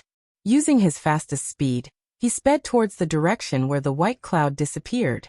After chasing for over 100 miles, Wuxia came to the side of the mountain that was turned into ashes by a casual strike from Han Xiao. There was only a deep pit, several tens of miles deep, and water had begun to accumulate at the bottom of the pit. The strike just now had pierced through the underground energy veins. The pit was clean, and nothing was left behind, except a strong aura of demon beasts lingering in the air. Very quickly, Wuxia analyzed what happened just now. When they were passing by the mountain, as one was chasing and the other was fleeing, a powerful demon beast suddenly let out a provocative cry at the heaven immortal who was passing by in the sky, as it could not withstand the stimulation from the immortal pressure. In the end, the heaven immortal killed the demon beast with a casual strike like he was slapping a fly, and even turned the mountain into nothingness. The demon aura that lingered in the air was very strong and pure. It was at least a demon beast of nascent soul realm. A nascent soul demon beast was killed so casually by a human. Clenching his teeth, Wuxia continued his pursuit. Using the innate escape art of earth element, he could travel several hundred miles with just one vibration by borrowing the energy ripples from the underground energy veins. With just a few leaps, Wuxia had already traveled over 10,000 miles away. Right after he came out from an underground metal vein, a loud boom, as if the sky was falling and the earth was cracking, was suddenly heard coming from above. Hastily, Wuxia retracted his aura and poked his head out from the woods on top of a small hill. He saw a strange-looking boat amidst the white cloud being smashed by a clump of colorful petals, rolling and falling to the ground. Right when a figure flew out from the boat, the green figure behind it grabbed him by the neck and dragged him up into the air. "Junior, you fled so far, and even risked your life to bring me into the flaming nether ocean. But what is the result?" Han Xiao threw his head back and laughed wildly, grabbing Jiang Qingzi's neck and slamming him several tens of times to the ground. Jiang Qingzi was like a scarecrow, as he was swung up by Han Xiao without any ability to resist. His body smashed viciously onto the hard mountain rock, breaking every single bone in his body inch by inch. The cultivation technique inherited from Jiang Qingzi's sect focused more on the utilization of energy and nascent divinity, and it could be said that the tempering of the fleshly body was negligible. In fact, the fleshly body of an Earth Immortal from White Cloud Immortal sect was even weaker than that of other Earth Immortals. The advantage of White Cloud Immortal sect did not lie in the fleshly body. After being pinched and slammed by Han Xiao like that, all the bones in Jiang Qingzi's body were broken, and the pain made him burst into tears instinctively. Clutching Jiang Qingzi's neck with one hand, Han Xiao let out a strange laugh and said, "Are you crying? Junior, weren't you very courageous when you cursed me to die without any descendants just now? Weren't you very courageous? Why are you crying now? Hee. Get on your knees and beg me to spare your life. Perhaps I'll..." Damn it, what is this? Han Xiao stood over 9 feet tall, and just like Qin Qing Shui, he was as skinny as a bamboo pole. He was clad in a white Taoist robe, emanating an immense cold air, as if he was made from xianbing. His face was expressionless. He had a very high cheekbone, a very thin nose, and lips as thin as razor blades. It was obvious that he was a dark, stubborn, mean and heartless man. Originally, he wanted to strangle Jiang Qingzi to death, but his eyes were quickly attracted by a pale green orchid growing on a white dragon pine tree 15 feet away from him. From time to time, these orchids would emit a faint green light, constantly absorbing and releasing the surrounding natural energies, condensing them into tiny drops of spirit liquid, which would be absorbed by the wisteria and injected into the Ganoderma meat and leaves. Wuxia gave the Ganoderma orchids a glance. It was just an unusual meat Ganoderma orchids that could be found everywhere in the depth of Meng Mountains, and judging from its age, it was at least 1,000 years old. None of the demons and devils in Meng Mountains would pick this juvenile, Ganoderma orchids and consume them. They would only fight for those Ganoderma orchids that were at least 10,000 years old, using its medicinal strength to purify their demon energy, temper their nascent divinity, and improve their own dermic powers and cultivation base. However, Han Shao Immortal's next move was beyond Wu Qi's expectation. He simply threw Jiang Qingzi to the side, then leaped towards the orchid, reaching out his hand greedily, like a lecher caressing the tender skin of his most beloved concubine, his fingers trembling as he caressed the orchid's petals. Oh heavens! This is at least 1,500 years old. Jiang Qingzi, your White Cloud Immortal sect is an expert in concocting medicinal pills. Have you ever seen a 1,500 years old 9-leaf Ganoderma orchids? I'm afraid it's difficult to find one that is even 800 years old now, right? Saliva was already dripping down from the corner of Han Zhao's mouth. With all his bones broken, Jiang Qingzi raised his head with great difficulty, fixing his eyes on the 9-leaf Ganoderma orchids. With a scornful look on his face, he sneered at Han Shao and said, 800 years old? For the past 10,000 years, the oldest 9-leaf Ganoderma orchids that we found in White Cloud Immortal sect was merely 500 years old. For the sake of that Ganoderma orchids, 2 uncle masters even fought a fierce battle with the people of Spirit Breeding sect. One uncle master even lost an arm before he managed to snatch the Ganoderma orchids back. Wu Qi's heart sank instantly. Obviously, these 2 men came from beyond the heavens. And yet, they were so poor? If a 1,500 years old Ganoderma orchids could make them so excited, then what would happen to those several thousand years old, or even 10,000 years old medicinal herbs that those great demons in the depth of Meng Mountains? While Wu Qi was murmuring to himself, Han Shao Immortal suddenly screamed out again. Chapter 276. Han Shao threw his head back and laughed wildly, waving his arms and legs as he said, "The heaven has taken pity on me. A demon soul of 10,000 years. A demon soul of 10,000 years. Such a powerful demon aura, and such a pure divine sense. With meticulous crafting, I can at least craft it into a middle-grade spirit item. As long as I carefully nurture it for 10,000 years, it is not impossible for me to upgrade it into an upper-grade spirit item, or even an immortal item. Haha, I Han Shao am really lucky today." A vague green shadow, half human and half tree, roughly shaped like a tree and having the face of an old man, flashed on the surface of the green crystal. Amidst a wild howl that was filled with both rage and sorrow, it transformed into a green beam and was about to flee. However, with a casual grab, Han Shao had the vague shadow confined in midair, then shoved it into the green crystal. Immediately, a blinding green gleam burst out from the green crystal, followed by the sound of weeping. Then a clear figure appeared in the green crystal, which was exactly the same as the green shadow, half human and half tree.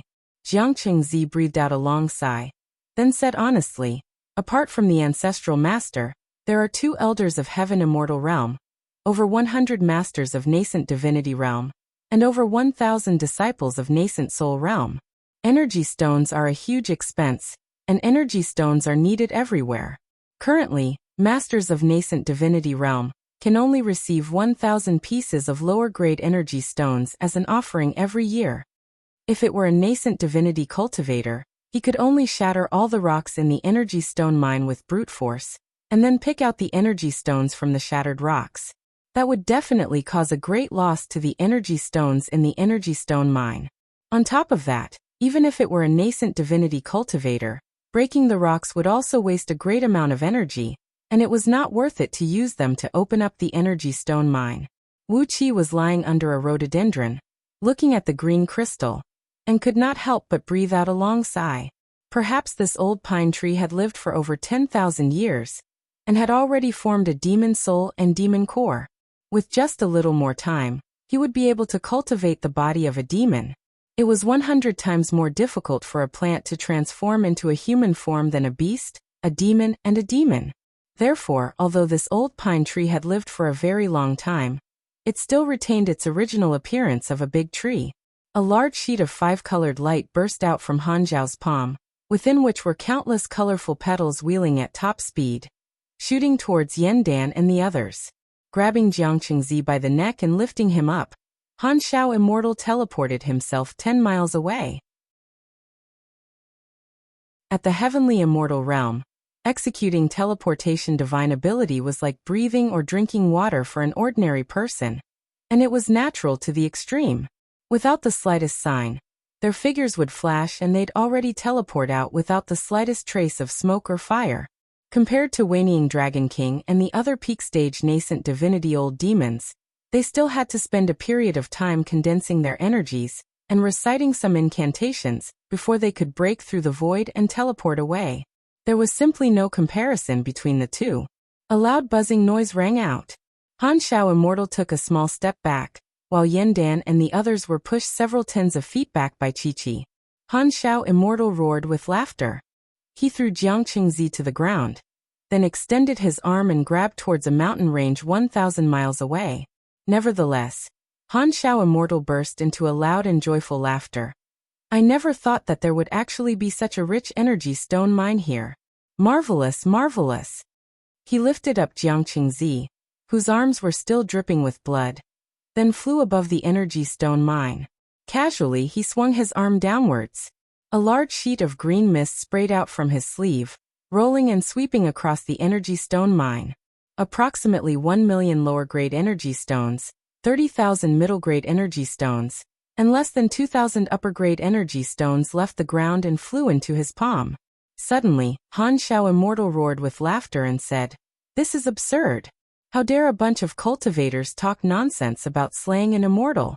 Today, I'll let you know what the true power of an immortal is." A large cloud spread out from the western horizon, as several thousand cultivators and demons emerged out of nowhere. With a sway of his body, Wuxia transformed into a clump of green mist, wriggling through the grass and trees, and followed closely behind Han Xiao Immortal at a distance of less than 1 mile. A beam of green light swept across the heaven and earth. An enormous spiritual pressure spread out in all directions like a raging ocean, bringing with it a faint rumble of wind and thunder. The faces of Yan Dan and the others turned pale, as they were nearly knocked off the cloud by the pressure unleashed by Han Xiao Immortal. However, in the blink of an eye, numerous powerful waves of divine will rolled out and merged into one, clashing against the immortal pressure unleashed by Han Xiao Immortal. Once a spirit of grass and wood transformed into a demon, their dermic powers and divine abilities would generally be much stronger than those of animals and demons. However, the period before they could transform was the most dangerous period for these spirit of grass and wood. Han Xiao Immortal had seized the demon core, which was formed from the essence of the great tree over 10,000 years, and forcibly imprisoned his demon soul within it. With that, there was no longer any possibility for this old tree demon to transform into a demon. Perhaps, the best outcome for him would be to become the item spirit of some powerful spirit item. With the enormous energy essence gathered by this old tree demon's enormous body, he could at least become the item spirit of a middle-grade spirit item. A sheet of green light burst out from his right palm, transforming into a huge palm formed from green light, grabbing towards a small mountain range that stretched over 300 miles away from them. The gigantic palm blotted out the sky and covered an area of 500 miles in circumference. He grabbed the small mountain range, and with just a slight shake of the palm, he crushed the several hundreds of mountains in the mountain range into powder. As the wind blew, all the dust was blown away, revealing an energy stone vein underneath the mountain range that glinted brightly. His divine will spread out, And Han Xiao cried out once again, "How is this possible? It's actually..." With a complacent slap that sent Jiangqingzi flying several hundred feet away, Han Xiao breathed out a long sigh complacently and said, "I can't believe that this planet under my feet is actually nurturing so many natural treasures. This is truly my fortune. It would be a pity if no one could enjoy this scene. Junior, this is the reason why I spared your life temporarily. Now, I'll show you how many treasures I can find in this place." Just like before, a huge greenish hand flew out, grabbing the mountain range that stretched over 2,000 miles. With a shake, the mountain range shattered to pieces, revealing a large energy stone vein underneath, which was produced by 7 to 8 types of precious metals, including purple gold, silver essence, red copper, and so on. A green gleam shone in Han Zhao's eyes as he threw his head back and laughed wildly into the sky, staring at the energy stone vein, which was 100 times more than the small energy stone vein. According to the standard of Great Yin Dynasty, this energy stone vein could only be considered as a small to medium-sized one. Stretching for more than 40 miles, the density of the rock was about 10 square feet. If there was a piece of spirit stone in the rock, out of 30 low-grade spirit stones, 1 mid-grade spirit stone would be produced, and out of 150 mid-grade spirit stones, 1 high-grade spirit stone would be produced. In the database of strategic resources of Great Yin Dynasty, a mineral vein like this was a mineral vein that had no mining value. Wonderful, wonderful. Jiangqingzi Jr., I really can't bear to kill you. This planet is actually a priceless planet that has never been exploited. Feel it. The density of the natural energies in the surroundings is at least 3 times stronger than the natural energies in White Cloud Planet. The natural treasures here, as well as all kinds of rare and precious mineral veins, are too many to count. Wonderful, wonderful. I can totally use this planet to establish my own sect. While Han Xiao was feeling complacent, he suddenly turned his head to the west and cried out sternly, "Who are you, Junior? How dare you peep over there?" Among these cultivators and demons, Wuxia Nu Yandan, Chu Ping Mod, Sun Kuang Xiangyu, Duke of Longyang, and even Gi Gazi, Hu Hai Su Fu Li Si, and many others from Daqin. There were also Weining Dragon King, Xiong Wanling, He Qianqiu, and a large number of demon kings whose cultivation base was above the realm of nascent divinity. According to the different powers they belonged to, they formed a formation on clouds and flew slowly towards Wuxi. Therefore, regardless of whether it was Great Yin Dynasty, Great Chu, or Great Wei, the mining of energy stone mines was always carried out by mortal laborers. When Han Xiao revealed his mining ability, it was more than enough to make all the higher-ups of the various dynasties jealous, as the efficiency of mining was simply too high. Wu Qi was struck dumb with amazement. Sure enough, this was the power of a heaven immortal, as the control of his magical power had reached a level that no nascent divinity cultivator could catch up with. At the same time, the green mist sprayed out by Han Xiao had wrapped up all the over 1 million energy stones in the mineral vein. Every single energy stone was pulled out from the rocks by a suitable force, and the surrounding rocks did not suffer too much damage. All the energy stones in this energy stone mine had fallen into his sleeve. Not right. This is wonderful. Han Xiao stared blankly at the huge pine tree. Suddenly he let out a wild laugh, waving his sleeve and waving it. A loud boom rang out, as the huge pine tree suddenly exploded into dust and drifted away in all directions. All the life force in the pine tree had been gathered at the core of the tree trunk, in a spindle-shaped crystal that was growing longer and thicker than an adult's arm, glinting with a dazzling green gleam. Not right, not right. Han Xiao unleashed his divine will, scanning through the forest 1,000 miles in circumference in just a blink of an eye. Every flower, every blade of grass, every tree, and even every grain of sand in the forest was exposed to his divine will. Apart from Wu Qi, who was hiding in the bushes with a mystic aura-restraining technique, everything else was covered by his divine will, and nothing could be missed. The spot where Han Xiao teleported to was a huge, black-skinned pine tree, standing 3,000 feet tall and 120 feet wide. Its bark was densely covered with moss and wisteria, and a very strong life force of plants kept spreading out from its body. Every now and then the natural energies would be absorbed by the pine tree, As a result, the entire pine tree was enshrouded in a faint layer of green light. Han Xiao was trembling with excitement. In the past, I was all alone, as all the planets in Liyuan Galaxy that were suitable for founding a sect were occupied by immortal sects of various sizes. But little did I expect that I could actually find such a precious planet in this damned flaming nether ocean. So I'm really... Laughing wildly, Han Xiao waved his hand casually and chopped off both of Jiangqing Zi's arms. Grinning coldly, he turned to Jiangqing Zi and said, "For the sake that you've brought me to such a precious place, I'll let you live a little longer." "Hee, but Junior, you are a crafty and cunning one. In order to prevent you from spoiling my business, I can't let you keep both of your arms." With a terrified expression, Jiang Qingzi stared at the mountain range that was destroyed by Han Xiao with a flip of his palm, then at the ground underneath, which was now shaped like a beehive after he extracted over 1 million energy stones. Shaking his head, he smiled bitterly and said, "It has been over 80,000 years since White Cloud Immortal Sect was founded, and all the energy stone veins on White Cloud Planet have been completely extracted. Now we can only rely on the energy stones that these energy stone veins absorb the natural energies every year to produce new energy stones. Upper grade energy stones. This energy stone vein is indeed very rich. Junior, how many energy stone veins do you still have in White Cloud Immortal Sect?" In your sect, even the second-generation disciples of nascent divinity realm, how many energy stones can they enjoy every year?" After fiddling with the energy stones for a while, Han Xiao gave Jiang Qingzi a heavy slap on the face. Inside the prison cart, Hu Hai suddenly let out a loud, strange laugh and said, "So this old fellow really thinks this place is under his control? Hee, I wonder if I can concoct a spirit pill with the blood essence of an immortal. Can it make my cultivation base take a great leap? Gentlemen, let's put aside the enmity between us and join hands to kill him. What do you say?" Obviously, Han Xiao was taken aback. Frowning, he gave the large group of cultivators and demons flying towards them a glance, then suddenly unleashed all his immortal pressure. After putting all the energy stones under his sleeve, a greedy expression that could not be concealed emerged on Han Xiao's face.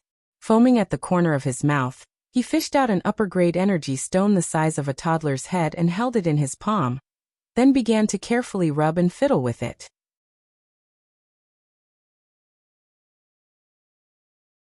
Chapter 277. The entire sky was blotted with the 5-colored petals unleashed by Han Xiao.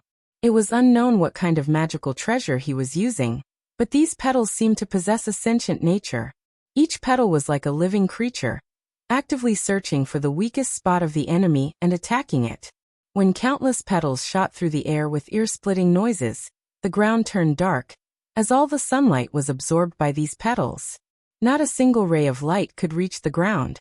Sensing the pressure from Han Xiao Immortal's immortal pressure, Yan Dan and the others, who had spent a huge amount of energy to cross the entire territory of Great Yan from Meng Mountains and rush to the shore of Great Eastern Ocean, hastily unleashed their defensive magical treasures when they saw Han Xiao Immortal launching his attack.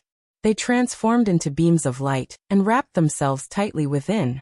A series of explosions rang out one after another. The power of each petal was shockingly strong. Yan Dan and the other cultivators with weaker cultivation base were knocked flying away immediately, while several thousand cultivators and demons, including Chi-Chi, coughed out blood and suffered severe injuries. On the other hand, Wanying Dragon King and the other nascent divinity cultivators could only hide behind their defensive magical treasures, enduring the endless attacks from the petals in a sorry state. The spinning petals quickly cut the light beams unleashed by their defensive magical treasures. After a few seconds of cutting, the petals exploded violently.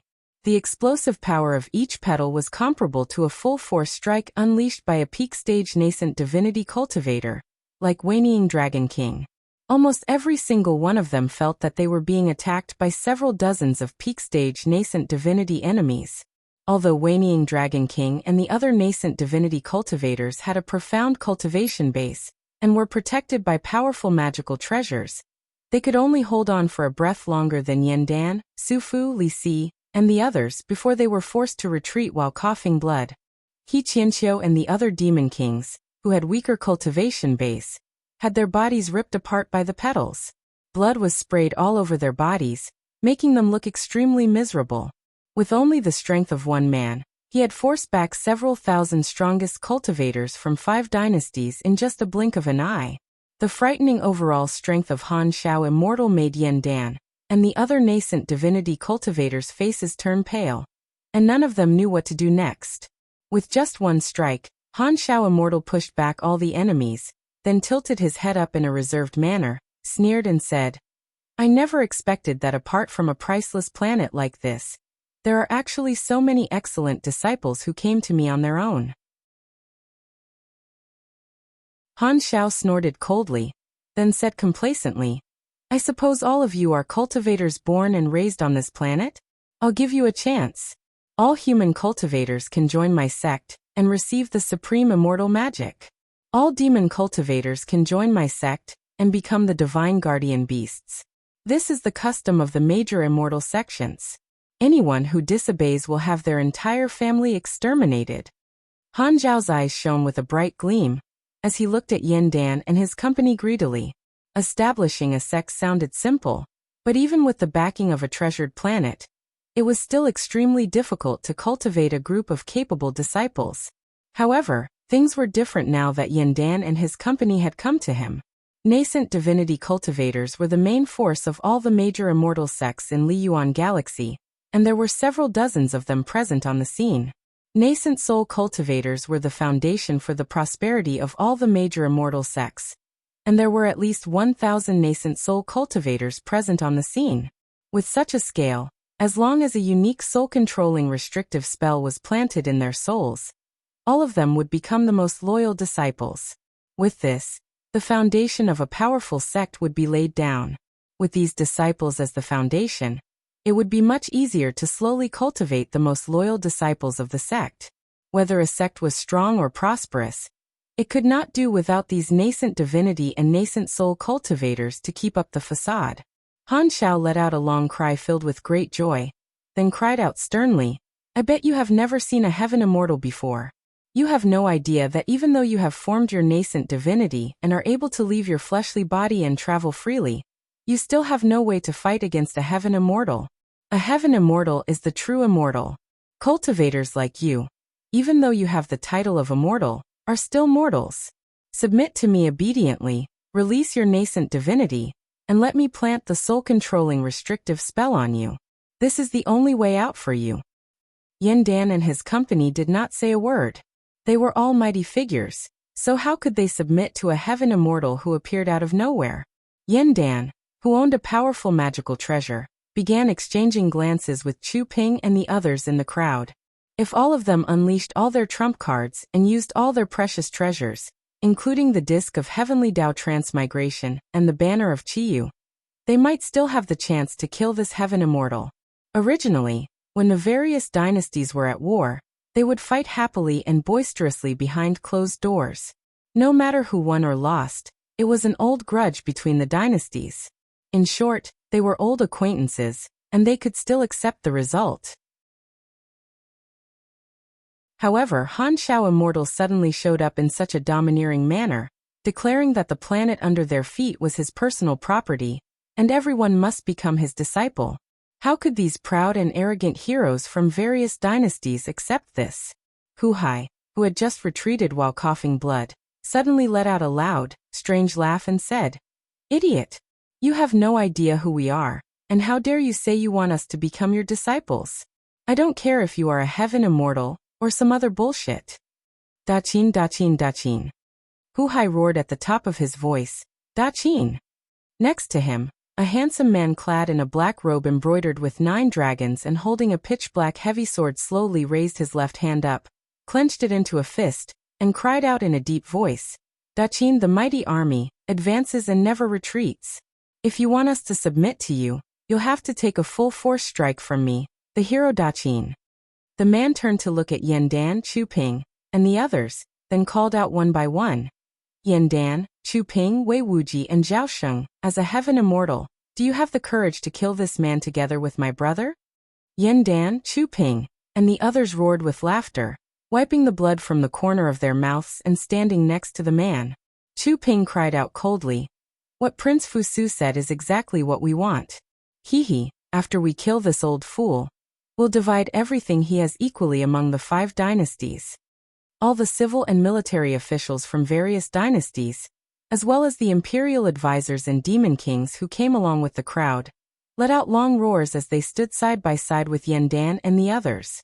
Regardless of their nationality, regardless of the grudges in the past, and regardless of the new and old grudges, all the cultivators from 5 dynasties stood in a single row. Suddenly, a cloud came flying over at top speed from the southwest direction, while a loud laughter rang out. My old friends, it has been a long time since we last met. How are you? You've done a great deed in Meng Mountains and He Mountains. Why don't you let us, the Great Qi Dynasty, join in and have a good time? Why don't we do it this way? Whoever kills this old fool today will have 50% of the immortal ruins in He Mountains taken by that dynasty. What do you think?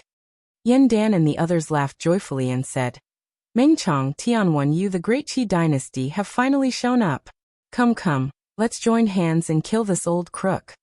Nearly 1,000 civil and military officials of Great Qi Dynasty, including the Emperor Tianwen, had also arrived in a mighty manner. The combined forces of 6 dynasties had rolled up a monstrous killing intent, which transformed into a murderous intent that nearly took a corporeal form. Locking onto Han Shao Immortal from a distance away, the prime treasures of Yandan and the others were ready to strike out at any time.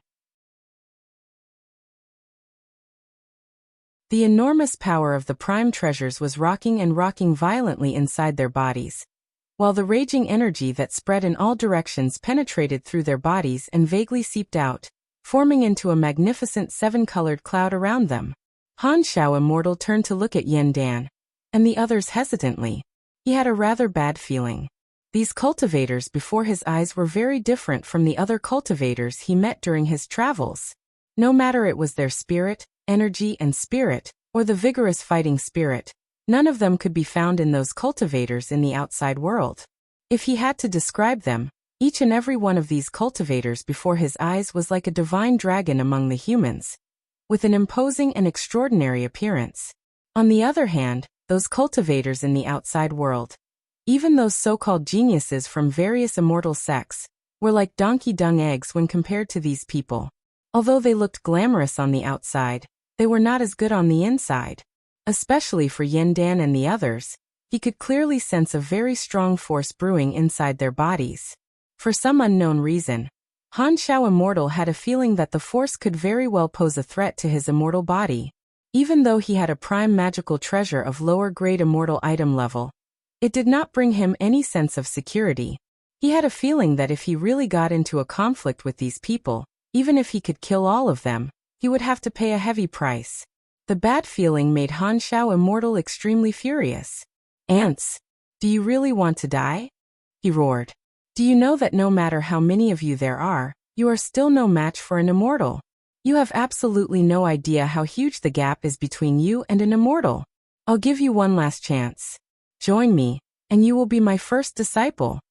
Hu Hai's furious roar broke the strange confrontation. Suddenly, a large sheet of dark light burst out from the black prison chariot around him, amidst which, countless shadows of fiend gods struggling and roaring emerged. Hu Hai roared fiercely, Old fogey, if you want to fight, just fight. It's nothing but death. We've already died once, so why should we be afraid of an old fogey like you? Fuck your mother. Don't let me find your mother, or else I'll definitely bring her into my mansion and pamper her day and night.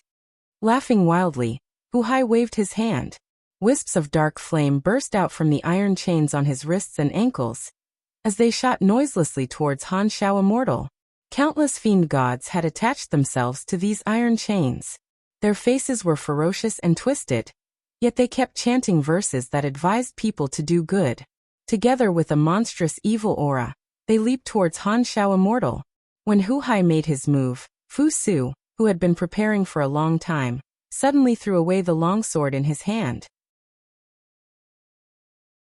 The pitch-black longsword transformed into a black true dragon, and soared into the sky, roaring furiously as it came slashing down towards Han Shao Immortal. Fu Su thrust his palm forward, and a pitch-black painting made of metal suddenly emerged from his palm. A large sheet of dark wind rushed out from the painting, and amidst deafening battle cries, a troop of valiant metal puppets charged out from the dark wind, charging towards Han Shao Immortal. On Yandan's palm was an exquisite, bean-sized disc of heavenly Tao transmigration. Wheeling faintly, he aimed the tiny disc at Han Shao Immortal, then cried out in a low voice, "The law of heaven and earth, the great Tao of transmigration, past life and present life, the fate of misfortune is endless." As the disc of heavenly Tao transmigration spun, a crimson flame suddenly burst out from Han Shao Immortal's body.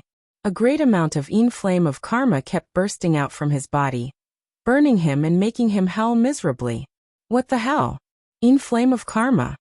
Han Shao roared furiously. I've become an immortal. I'm no longer part of the 5 elements, no 3 realms, and no longer controlled by the transmigration of heaven and earth. How could I still be attacked by the Yin flame of karma?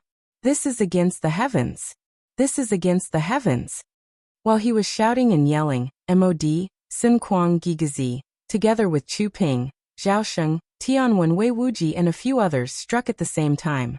Without holding back, all of them had drawn out the enormous power contained in their prime magical treasures, unleashing their strongest attacks. Han Shao Immortal did not take the cultivation base of these people seriously. For a heaven immortal, several dozens of nascent divinity cultivators and nearly 1,000 nascent soul cultivators. These ordinary cultivators were just ants that he could kill easily. In Liyuan Galaxy, there was no lack of rumors about some heaven immortal who could easily destroy a city inhabited by cultivators when he was infuriated. Before a heaven immortal, tens of thousands of cultivators, or even hundreds of thousands of cultivators, did not even have the qualification to be cannon fodder.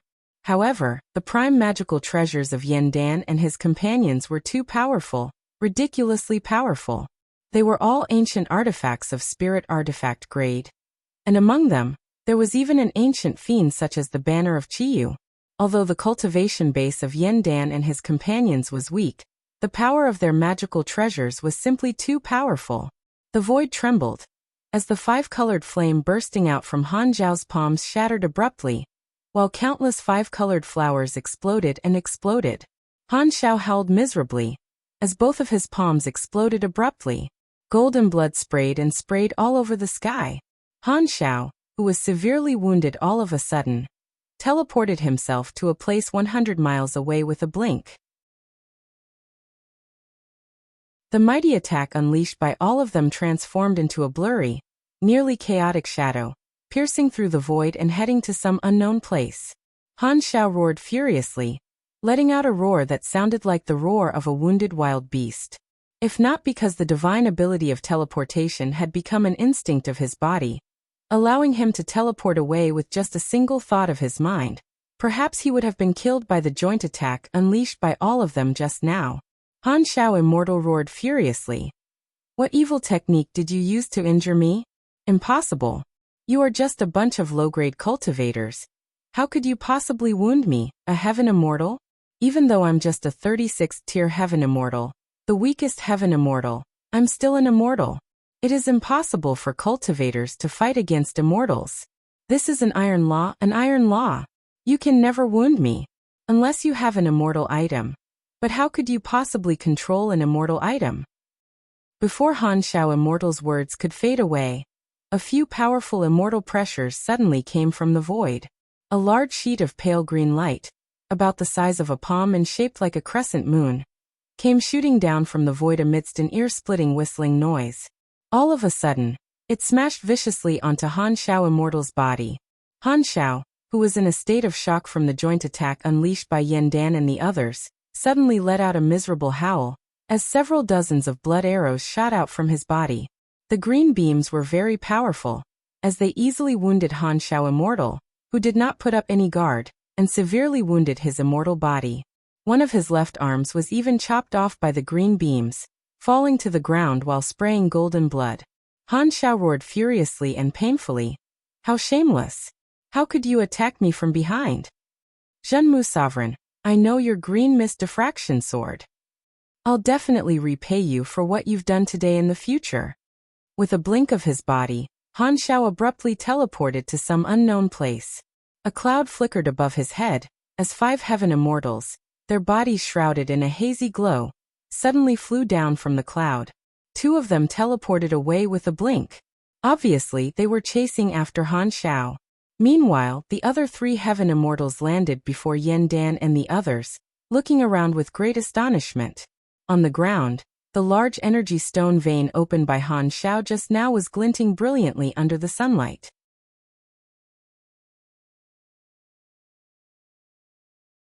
Chapter 278.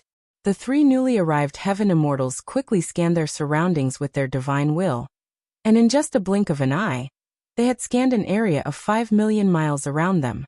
Following the feedback from their divine will, the 3 heaven immortals suddenly burst into wild laughter, rocking back and forth as tears sprayed out from their eyes. One of them, a heaven immortal clad in a long robe made of black feathers, his eyes gleaming with a green gleam as he threw his head back and laughed. The heavens have eyes. There is hope for our spirit flame sect to prosper. Ha ha ha. I didn't expect to find such a good place while tracking that old fogey Han Xiao. The other middle-aged man, who was dressed in white, had a pair of triangular eyes and slanted eyebrows that completely destroyed his overall image, suddenly turned around and sneered. Black-haired ghost, this good place doesn't belong to your spirit flame sect. Friendship is friendship, and benefits are benefits. The Iron Ghost soul-seizing sect wants at least half of the profits here. Standing next to them was a strange old man, who was clad in a long red robe. His hair and eyebrows were dark green, and his face was also green. He had a vertical eye between his eyebrows. He shouted in a deep voice, "Black Feather Sovereign, White Ghost Immortal, listen to me. Old Mu was dragged here by you. And in order to kill that old fogey Han Xiao, he ventured deep into the flaming nether ocean and risked his life. For this favor, you will have to return it, and you will have to return it heavily. I can't miss out on any of the benefits here."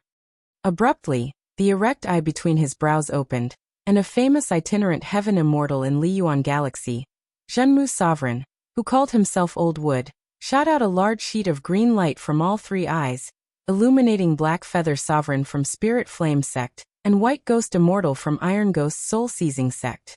Zhenmu Sovereign snapped sternly, "What is this place?" "The famous flaming nether ocean in the minor heavenly circle realm. For the sake of my friendship with the 2 of you, I, Old Mu, risked the danger to follow you here, to hunt down Han Xiao. Aren't you ashamed to not give me 30% of the profits?" The Black Feather Sovereign and the White Ghost Immortal bellowed angrily in unison. "Bullshit. That stinks. You are a loner, while we have a huge business. We have tens of thousands of disciples to feed. 30% of the profits? 5 points at most." Zhenmu Sovereign grinned coldly. All of a sudden, countless tiny wisterias shot out from his body, stretching quickly towards the ground and implanting themselves into countless trees.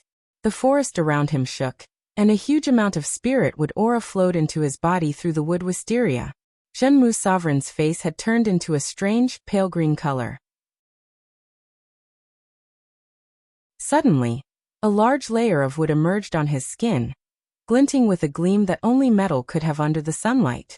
Zhenmu Sovereign's voice had also become extremely strange, sounding like 2 pieces of wood rubbing against each other. He shouted in a hoarse voice, "You better think it through. The 2 of you are only tier 36 tier heaven immortals, while I, Old Mu, already has 1 foot in the realm of tier 35th tier heaven immortal. Be it the power of his Dao technique or his cultivation base, he is at least 2 times stronger than the 2 of you. Humph, with twice the amount of magic power, this old man can easily slaughter you all." Off in the distance, 2 figures were seen flashing at top speed. A man and a woman, who were chasing after Han Xiao Immortal just now, suddenly appeared. The man was clad in a heart-covering golden armor. Apart from the armor that covered his heart, there was nothing else on his upper body. A large patch of fair skin was exposed, densely covered with countless red flame patterns. As for the woman, her face was as pale as a piece of paper, and her body was enshrouded in a ghostly aura. The left side of her body was fleshy, giving her the appearance of an enchanting beauty, while the right side of her body was simply a pale skeleton. The man clad in the heart-covering golden armor came and stood behind Black Feather Sovereign. Suddenly, wisps of flame rushed out from his body. He stared at Zhenmu's sovereign, sneered and said, "Old wood, you better think it through.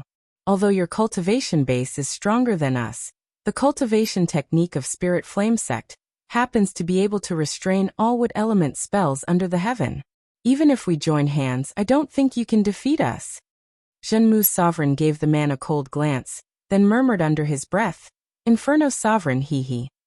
On the other side, the woman who looked like a ghost came and stood right next to White Ghost Immortal. Her arms naturally wrapped around White Ghost Immortal's arm with a sharp contrast.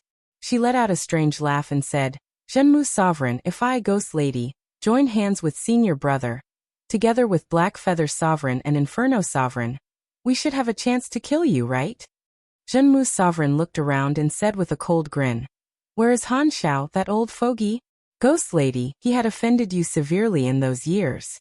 Therefore, after discovering his whereabouts, you gathered us and followed him all the way here, trying to find a chance to kill him.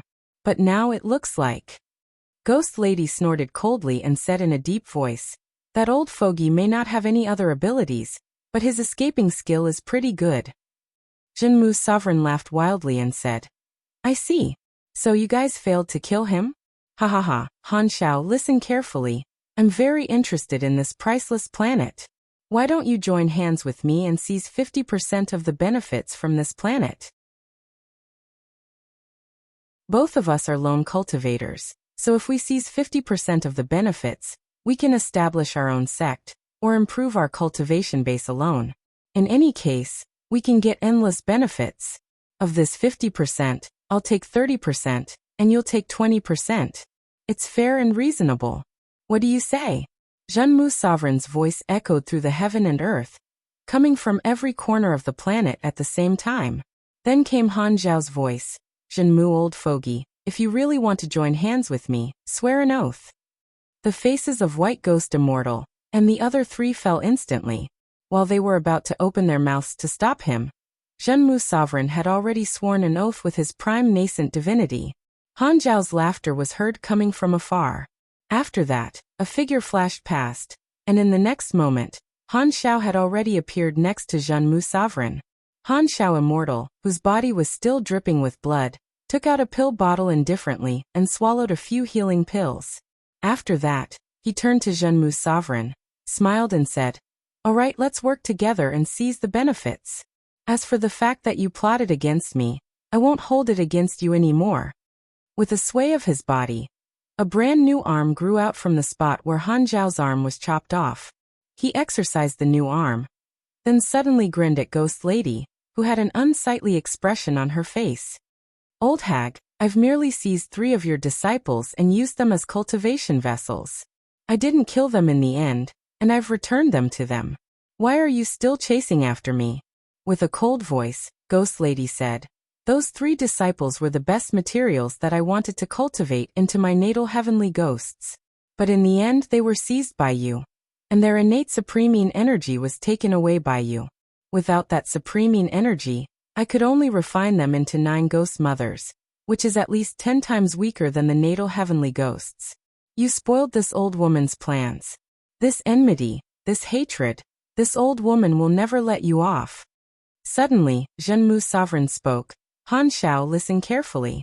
This time, White Ghost Immortal accidentally found an immortal item, the star positioning needle. No matter where he is, he can always point to the position of a certain star. It is a gold immortal treasure that came from an upper heavenly realm. Black Feather Sovereign found a dark purple energy banana leaf, which can resist the soul-dispersing heavenly flame. That's why we followed you all the way here." Zhenmu Sovereign gave White Ghost Immortal and Black Feather Sovereign a greedy look, then grinned hideously and said, "If we really want to fight, Ghost Lady, this old hag can be released, and Inferno Sovereign can leave her alone. But White Ghost Immortal and Black Feather Sovereign must stay. Killing people and seizing their treasures, how delightful is that? That banana leaf belongs to me, and you can have the star positioning needle." Han Xiao sneered and said, "It's fair and reasonable, let's do it this way.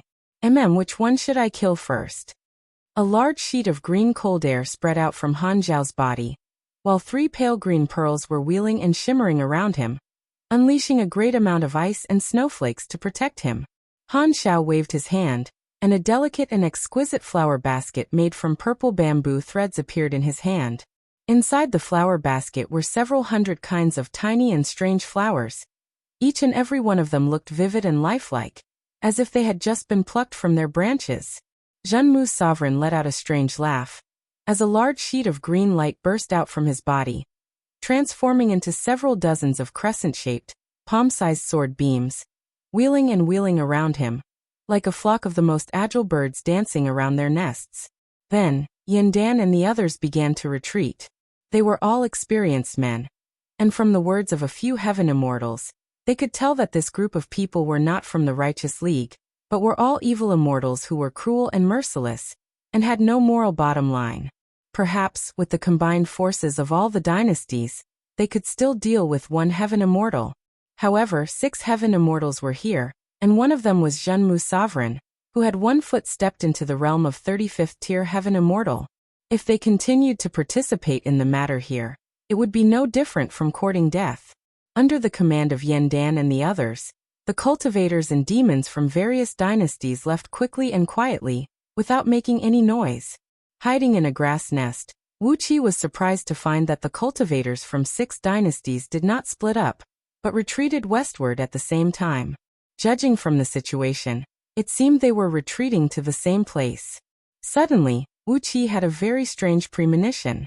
Could it be that the appearance of these heaven immortals would force all the dynasties to join forces? But when he gave it a careful thought, it was not impossible.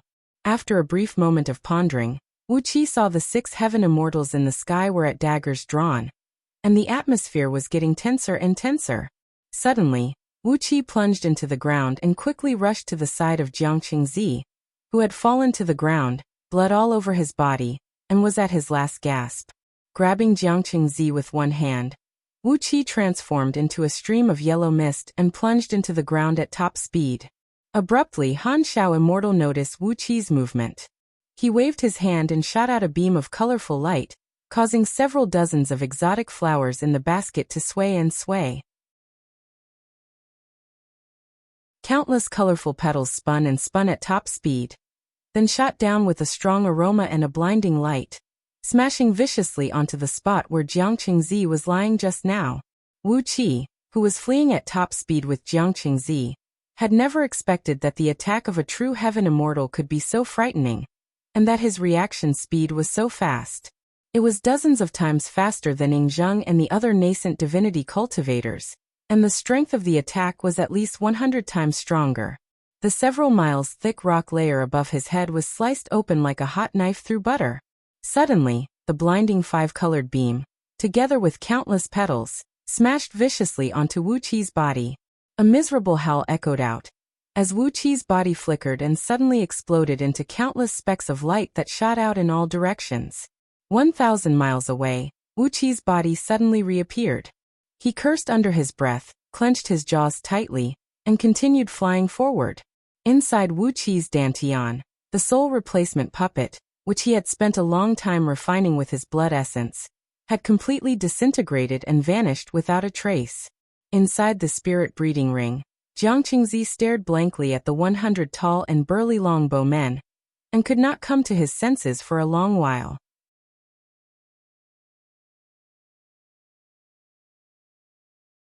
Chapter 279.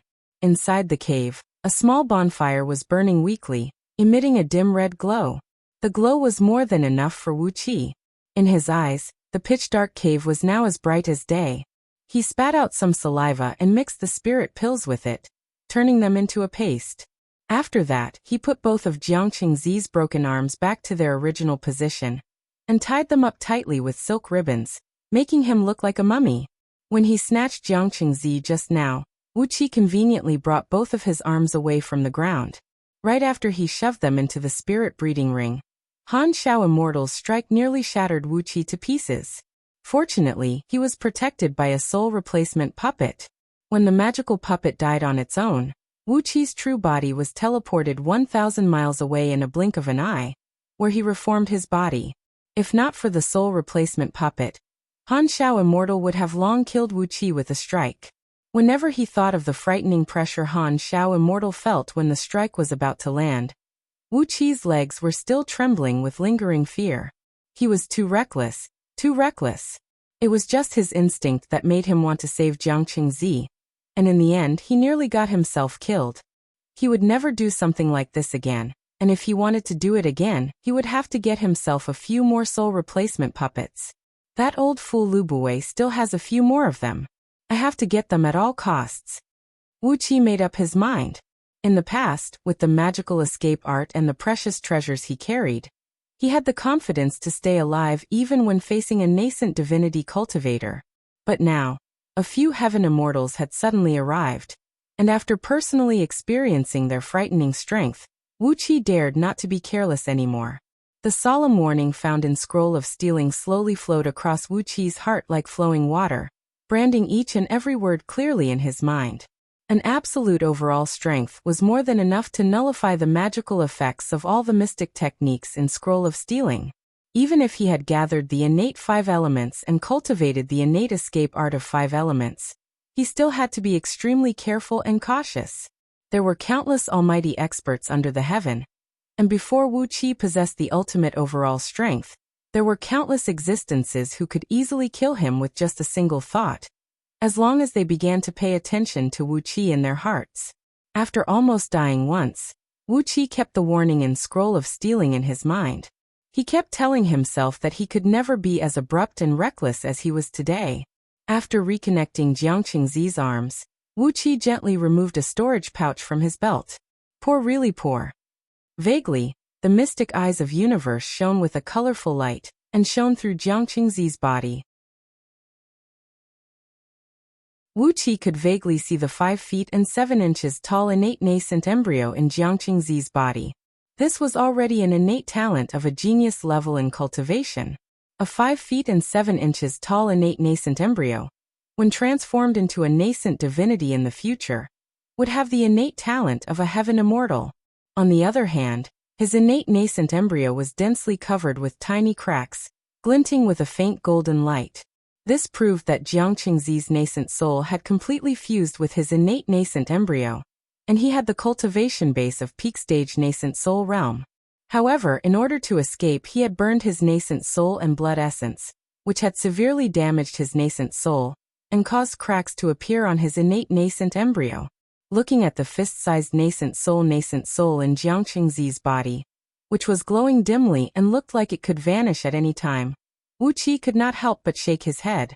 If he was not careful enough, Jiang Qingzi might have regressed back to the realm of Jin Dan. An earth immortal who once had the cultivation base of peak stage nascent soul realm, was actually wearing a storage bag, and did not even have a storage ring. It was not wrong to say that he was poor. He pinched the sachet with his fingers, then cast a spirit-breaking spell he learned from Scroll of Stealing, and broke the not-so-exquisite restrictive spell on the sachet. When he sent his divine will into the bag, Wu Qi could not help but feel disappointed. This bag was of a higher grade than the 2 bags Wu Qi stole in the past. It had the storage space of about 7 to 8 rooms, but it could never be compared with a storage ring. The bag was filled with all kinds of miscellaneous items.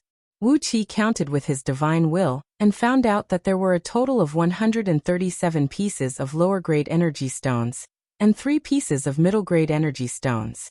There were also over 40 pill bottles, all filled with lower-grade and middle-grade pills, such as energy replenishing pills, blood replenishing pills, and golden blade pills. As for the higher-grade pills such as energy replenishing pills and energy replenishing pills, there were only 5 bottles, with a total of 38 pills.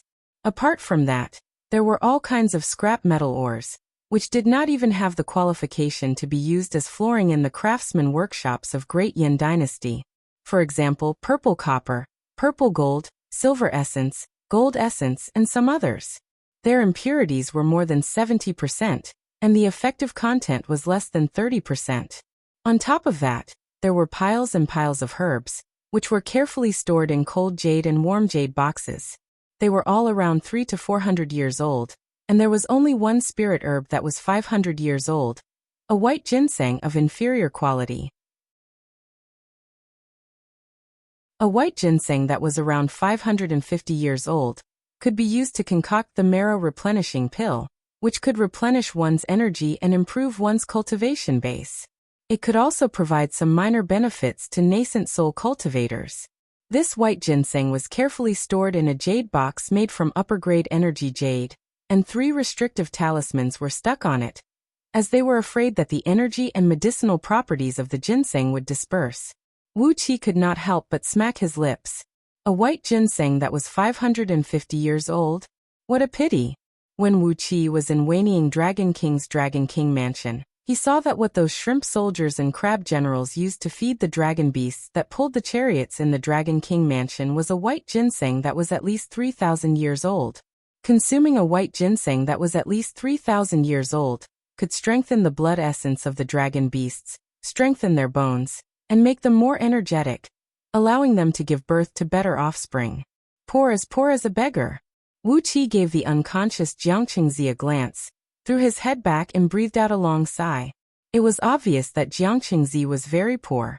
Just like Jiang Qingzi, those few heaven immortals were extremely poor.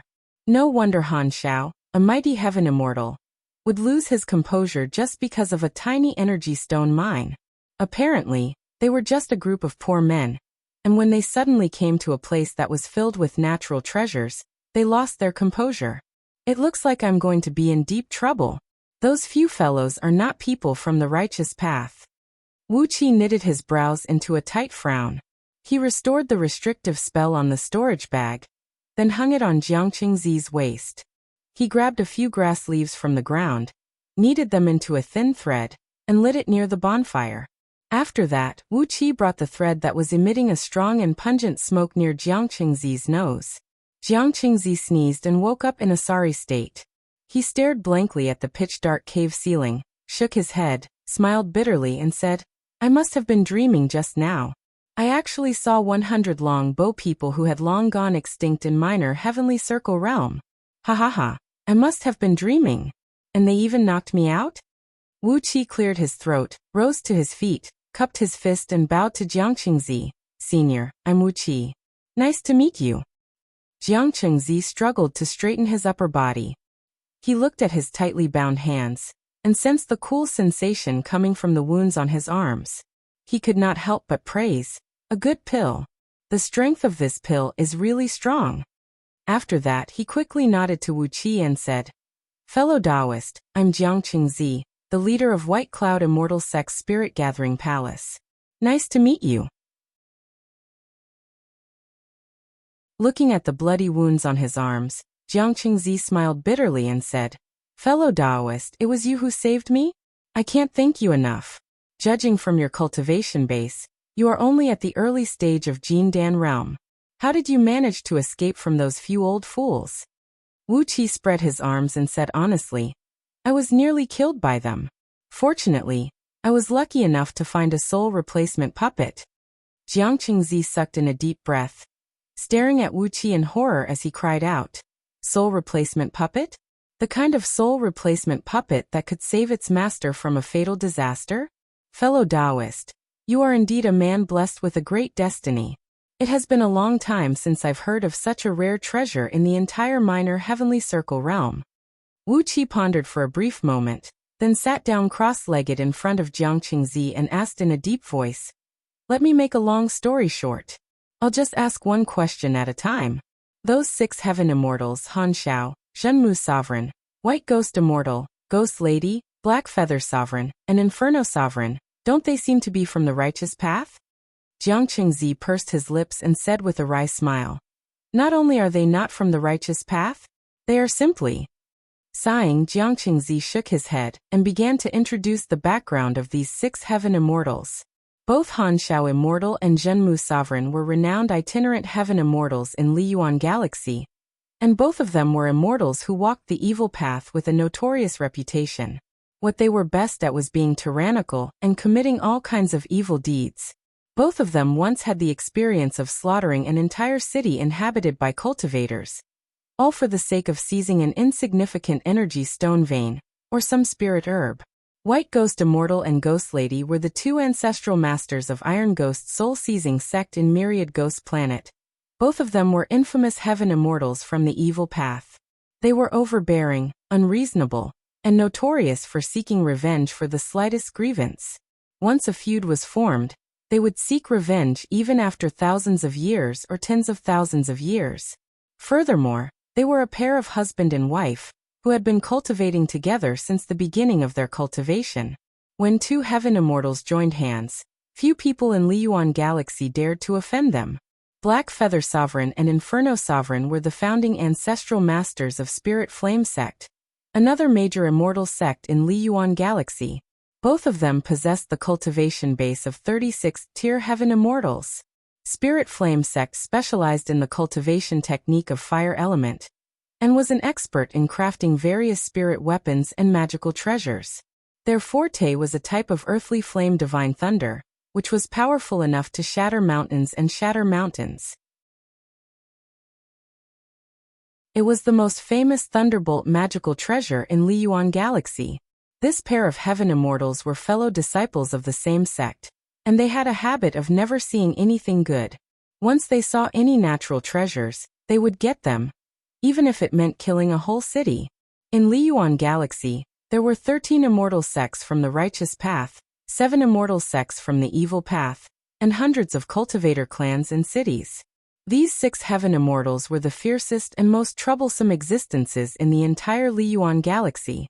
Only the 2 major sects, White Cloud Immortal Sect and Tranquil Vimla Sect, whose overall strength was far superior to them, could afford to offend them. Because of that, these 2 immortal sects each had 3 ancestral masters of Heaven Immortal Realm.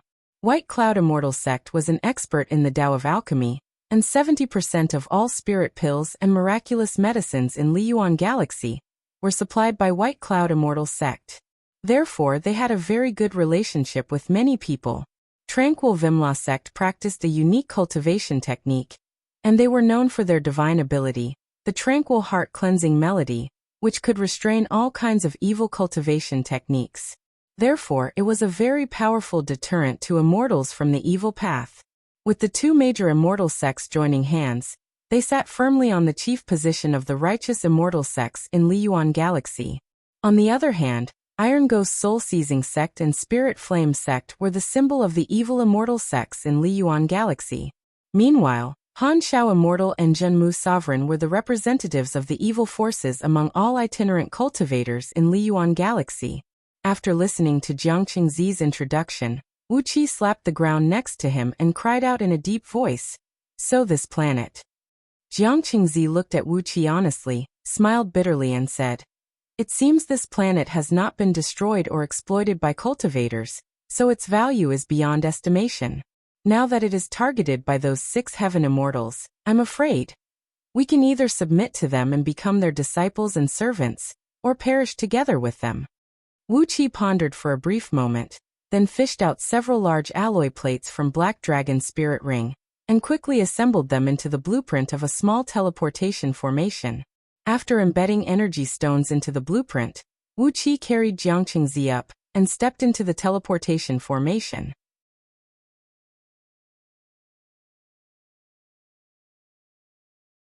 Chapter 280. With a cold snort, a gray and white spirit beam soared into the sky from behind Yandan's back. It looked like he was about to unleash the disk of heavenly Tao transmigration. A few satellite cities, several dozens of towns, and several thousand small villages outside G City were instantly turned into ashes by the divine ability and magical technique unleashed by Lord Flaming Inferno. In just a blink of an eye, a population of several million people had vanished into thin air. Standing behind Yandan, Su Qin's face was pale as he looked at the lava lake outside the city. He murmured under his breath, Poor those few fat pigs and skinny horses in my house. Poor. Xiang Yu's wrist shook violently, and the sword in his hand was shattered by the white dragon-shaped energy beams. Then the 36 dragon-shaped energy beams smashed viciously into his chest, shattering his armor, and leaving a hole the size of a water bucket on his chest. A large sheet of scorching white light sprinkled onto Xiang Yu's body, burning his skin and making it sizzling noises. In just a blink of an eye, the skin on his chest was charred, exposing his translucent bones. Yandan was taken aback, then he turned his head and looked at Wuxia in horror. Yandan and the others looked at each other, unable to say a word. Cracking noises kept ringing out, as the restrictive spells above G City were shattered layer by layer. Countless runes condensed from natural energies exploded and exploded, filling the sky with colorful beams. Countless common people in G City dropped to their knees, looking up into the sky and praying. They had no idea what was happening.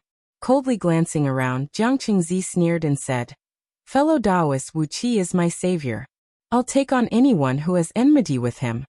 What kind of thoughts could these poor cultivators have when they suddenly came to this planet that was rich in natural energies and natural resources? Xiang Yu opened his mouth and coughed out a mouthful of blood. His body was knocked far away by the white light, and he fell heavily onto a collapsed house. He raised his head and looked at the 6 heaven immortals, whose faces were filled with ferocious expressions. Yin Dan shook his head and said, "What do you think we should do about this?" Yin Dan spun his head abruptly, clenched his teeth and roared, "Retreat? The people of G City is." Jiang Qingzi roared angrily, "How dare you? How dare you hurt my benefactor in front of me?" The ribbons on Jiang Qingzi's broken arm suddenly broke apart inch by inch. Jiang Qingzi casually waved his hand, untied his belt, and shook it forcefully. Suddenly, his 6-feet-long belt unraveled and transformed into a 6-feet-long, 7-feet-wide talisman that shone with a white light. Wu Qi continued, "I know that all of you have collected a lot of good things over the years. For example, we Great Yan have dozens of acquired spirit pearls. These precious treasures must never be exposed to the public, or else, our entire clan will be wiped out. Unless you have the confidence to join hands and kill 6 heaven immortals. Your Majesty, quickly send someone to transfer all the treasures in Great Yan's treasury. Just leave behind a batch of energy stones and spirit herbs that are under 3,000 years old. These 6 heaven immortals are the most notorious evil immortals in Liyuan Galaxy. They are unscrupulous and are capable of doing anything. In the 6 dynasties, a cultivator with a cultivation base of peak stage nascent soul realm, who had stepped into the realm of nascent divinity, was already at the level of an important minister like Li Si and Su Fu. Yet he only brought a shabby storage bag with him. Needless to say, Wu Qi could easily tell how poor the cultivators in Liyuan Galaxy were with just a single glance. The spirit dragon deity subduing talisman was still emitting a dazzling white light, and no one knew whether Xiang Yu was still alive or not. Among the emperors and ministers of various dynasties, there were many who hated Wu Qi to the core. However, facing the threat of the talisman, none of them, including Lu Buwei, made a sound, pretending that they did not hear Jiang Qingzi's words. Ghost Lady's hoarse and unpleasant voice echoed through the void as she cried out, "Remove the restrictive spell and join our sect, and you'll still have a chance to live. Otherwise, we'll kill all of you and turn your nascent divinity into Yin ghosts, making you unable to be reincarnated forever. As for that young fellow named Chu Ping, you are also cultivating the technique of Yin deity and ghost. You can join our Iron Ghost Soul Seizing sect, and you'll be able to ascend and become an immortal in the future. Isn't that great?" The emperors and ministers of 6 dynasties looked at the storage bag, hanging on Jiang Qingzi's waist with a strange look in their eyes. A loud boom rang out, as a tower located at the northwest corner of G City suddenly exploded. It was a tower that controlled the defensive mechanism of G City. There were several hundred cultivators standing on top of the tower. When the tower exploded, the defensive mechanism suffered a backlash and sent several hundred cultivators flying away, while howling miserably. Amidst the blinding light, their bodies disintegrated into a rain of blood that blotted the sky. Golden characters were written on the talisman, and like a swimming dragon, a complicated talisman was drawn in one go. Jiang Qingzi injected what little energy he had into the talisman, causing it to emit a large sheet of white light. Abruptly, a dragon roar rang out, as 36 white spirit beams, each as thick as an arm and shaped like dragons, rushed out from the talisman, thrusting towards Xiang Yu with a scorching hot aura. Grabbing Jiang Qingzi with one hand, Wu Qi sprung up into the sky. Hastily, he transmitted his voice to all the emperors and ministers of 6 dynasties. "Do not show your precious treasures in front of anyone, or we will be killed for sure. The planet under our feet is located in the minor heavenly circle realm, Liyuan Galaxy. Generations of cultivators have mined all the energy veins in the galaxy, and the cultivators nowadays are as poor as beggars. Not to mention your prime magical treasures, even an upper-grade energy stone is enough to make these heaven immortals want to kill you. Wuqi stared at Jiang Chengzi in astonishment. His waist was actually a talisman, and judging from its power, it could severely injure Xiangyu, just like the demon-subduing talisman that severely wounded Wanying Dragon King. A spirit talisman personally crafted by a heaven immortal. Wuqi had made a mistake, as he was too engrossed in Jiang Chengzi's storage bag that he forgot to search his body. As the leader of Spirit Gathering Palace in White Cloud Immortal Sect, how could Jiang Chengzi not have a trump card that could save his own life? Before Yan Dan's words could fade away, a sword suddenly thrust towards Wu Qi's chest from the side. Clad in a heavy armor, his skin glinting with a blood-red gleam, Xiangyu cried out fiercely, "Despicable villain! Hand over your life!" Xiangyu sprung up and launched an attack. Like a bolt of lightning, the sword arrived before Wu Qi's chest in a blink of an eye. Suddenly, a cracking noise rang out from the restrictive barrier above his head, as a large sheet of red flame burst out from Inferno Lord's body, making him look like a flaming man as he plunged down from the sky, crouching on top of the barrier and crazily burning it. Red and sticky flames kept rushing out from Inferno Sovereign's body like lava, spreading across the defensive barrier of G City, and gradually flowing to the ground outside the city. Yan Dan's expression flickered. He casually pointed his finger down at the Imperial Palace. Without hesitation, Ma Yi brought a few eunuchs and transformed into beams of light, and descended to the ground, rushing along the street towards the Imperial Palace. "Your Majesty, please make a decision now." Wu Qi stared at the 6 ferocious evil immortals hovering above his head and cried out, "6 heaven immortals. Do we still have a chance to resist them? If not, we have to retreat now." Wu Qi raised his head up hastily, and saw that all the defensive barriers of G City had been activated. Several tens of miles away in the sky, Yan Dan and the other emperors and ministers of 6 dynasties were hovering in midair, staring nervously at the 6 clumps of clouds outside the barrier. Hovering high up in the sky, Han Shao Immortal and the rest of the evil immortals kept letting out wild, complacent laughs. Occasionally they would casually strike down, causing the defensive barriers of G City to vibrate violently, and the ground around G City would slowly sink several tens of feet down while producing a shrill and unpleasant grating noise.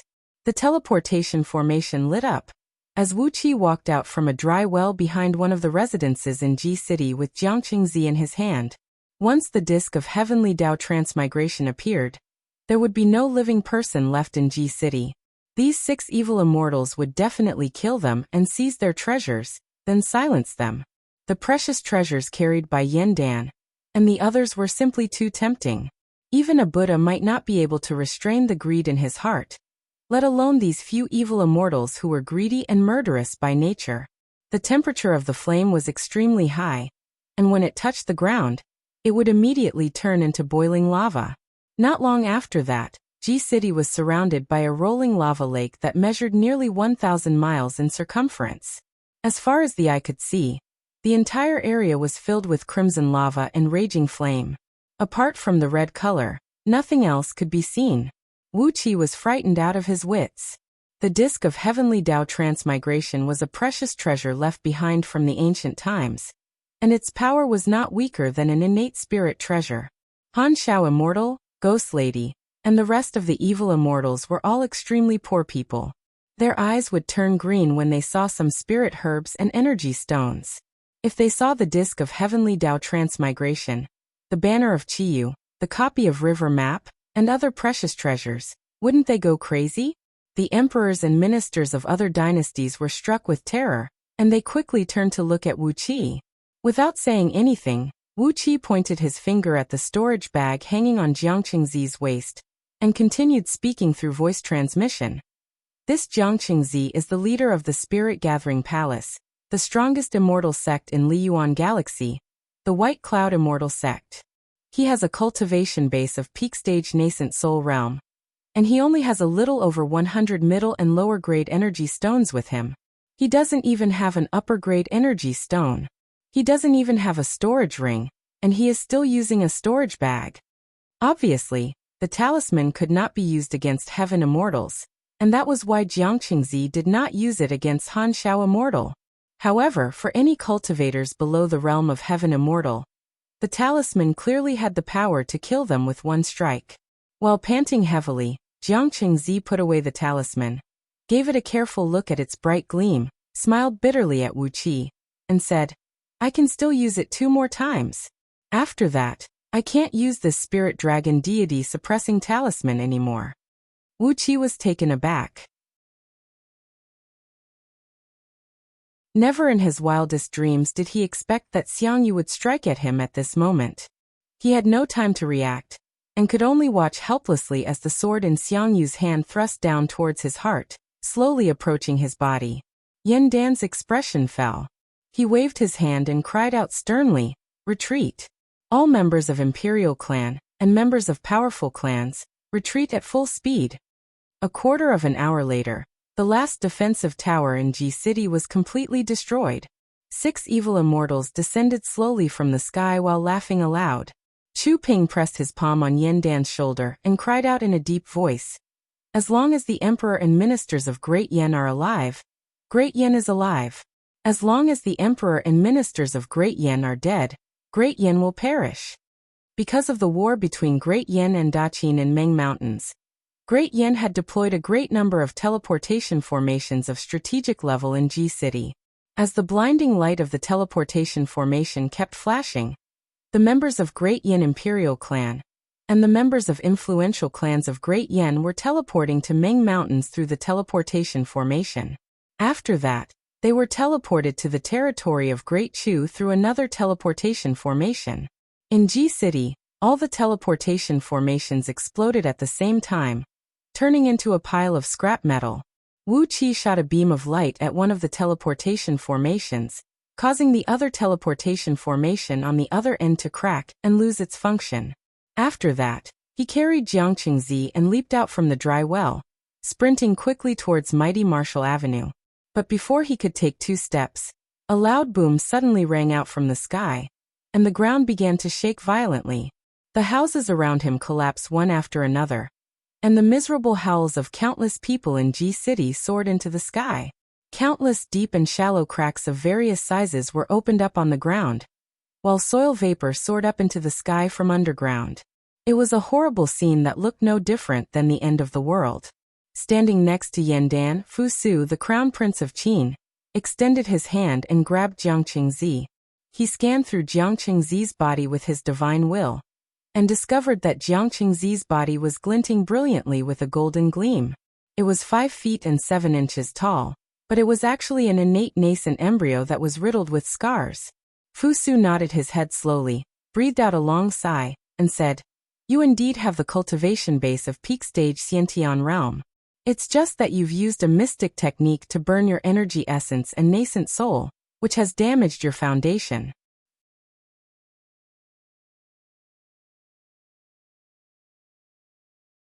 Chapter 281. In Meng Mountains, on the peak of the mountain guarded by heaven-breaking sword sect, Wu Qi was holding Princess Zhonglu in his arms, frowning as he looked at the rising sun in the east. Gently stroking Princess Zhongli's slender waist, Wu Qi said with a deep voice, "Retreat with the other members of the Imperial Clan immediately. It's not safe here. Remember, you can't leave the Crown Prince's side. Only by following him will you be safe." When the members of the Imperial Clan of Great Yan retreated to Great Chu, Yan Qijuan followed suit. As the Crown Prince of Great Yan, Yan Qijuan staying in Great Chu could play a role in calming the hearts of the people. The reason why Wu Qi asked Princess Zhonglu to stay close to Yan Qijuan was that he feared she might be killed by someone in Great Chu. Xiang Yu and Wu Qi had a grudge against each other for stealing his wife, and Xiang Yu's influence in Great Chu was deeply rooted. Even if he was fighting in Meng Mountains, there were countless people in Great Chu who could stand up for him and make things difficult for Princess Zhonglu. Zhonglu frowned, stared at Wu Qi, and cried out in a low voice, "What are you doing here? Those people are all heaven immortals." Wu Qi lowered his head and looked at Princess Zhonglu. After a moment of silence, he nodded and said, "I have my reasons for staying here." Princess Zhongli still wanted to say something, but when she saw the determined look in Wuqi's eyes, she had no choice but to shut her mouth obediently. Taking a deep breath, Princess Zhongli stood on tiptoe and kissed Wuqi on the lips. After that, she said in a low voice, Zixian will wait for you in Great Chu. You must be safe. Zixian will cultivate seriously. Once I possess the strength of a heaven immortal, I will definitely wipe out the entire clan of those 6 evil immortals. With her head held high, Princess Zhongli flew into Little Meng City, escorted by a large group of cultivators and guards, and stepped into the teleportation formation that led to Great Chu. All the teleportation formations in Little Meng City were blinking with blinding lights, using the fastest speed to teleport a large number of elite soldiers and lower-level cultivators away.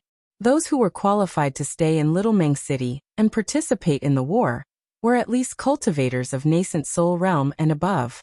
Cultivators like Wu Qi, with his Jin Dan cultivation base, who were willing to stay, were extremely rare.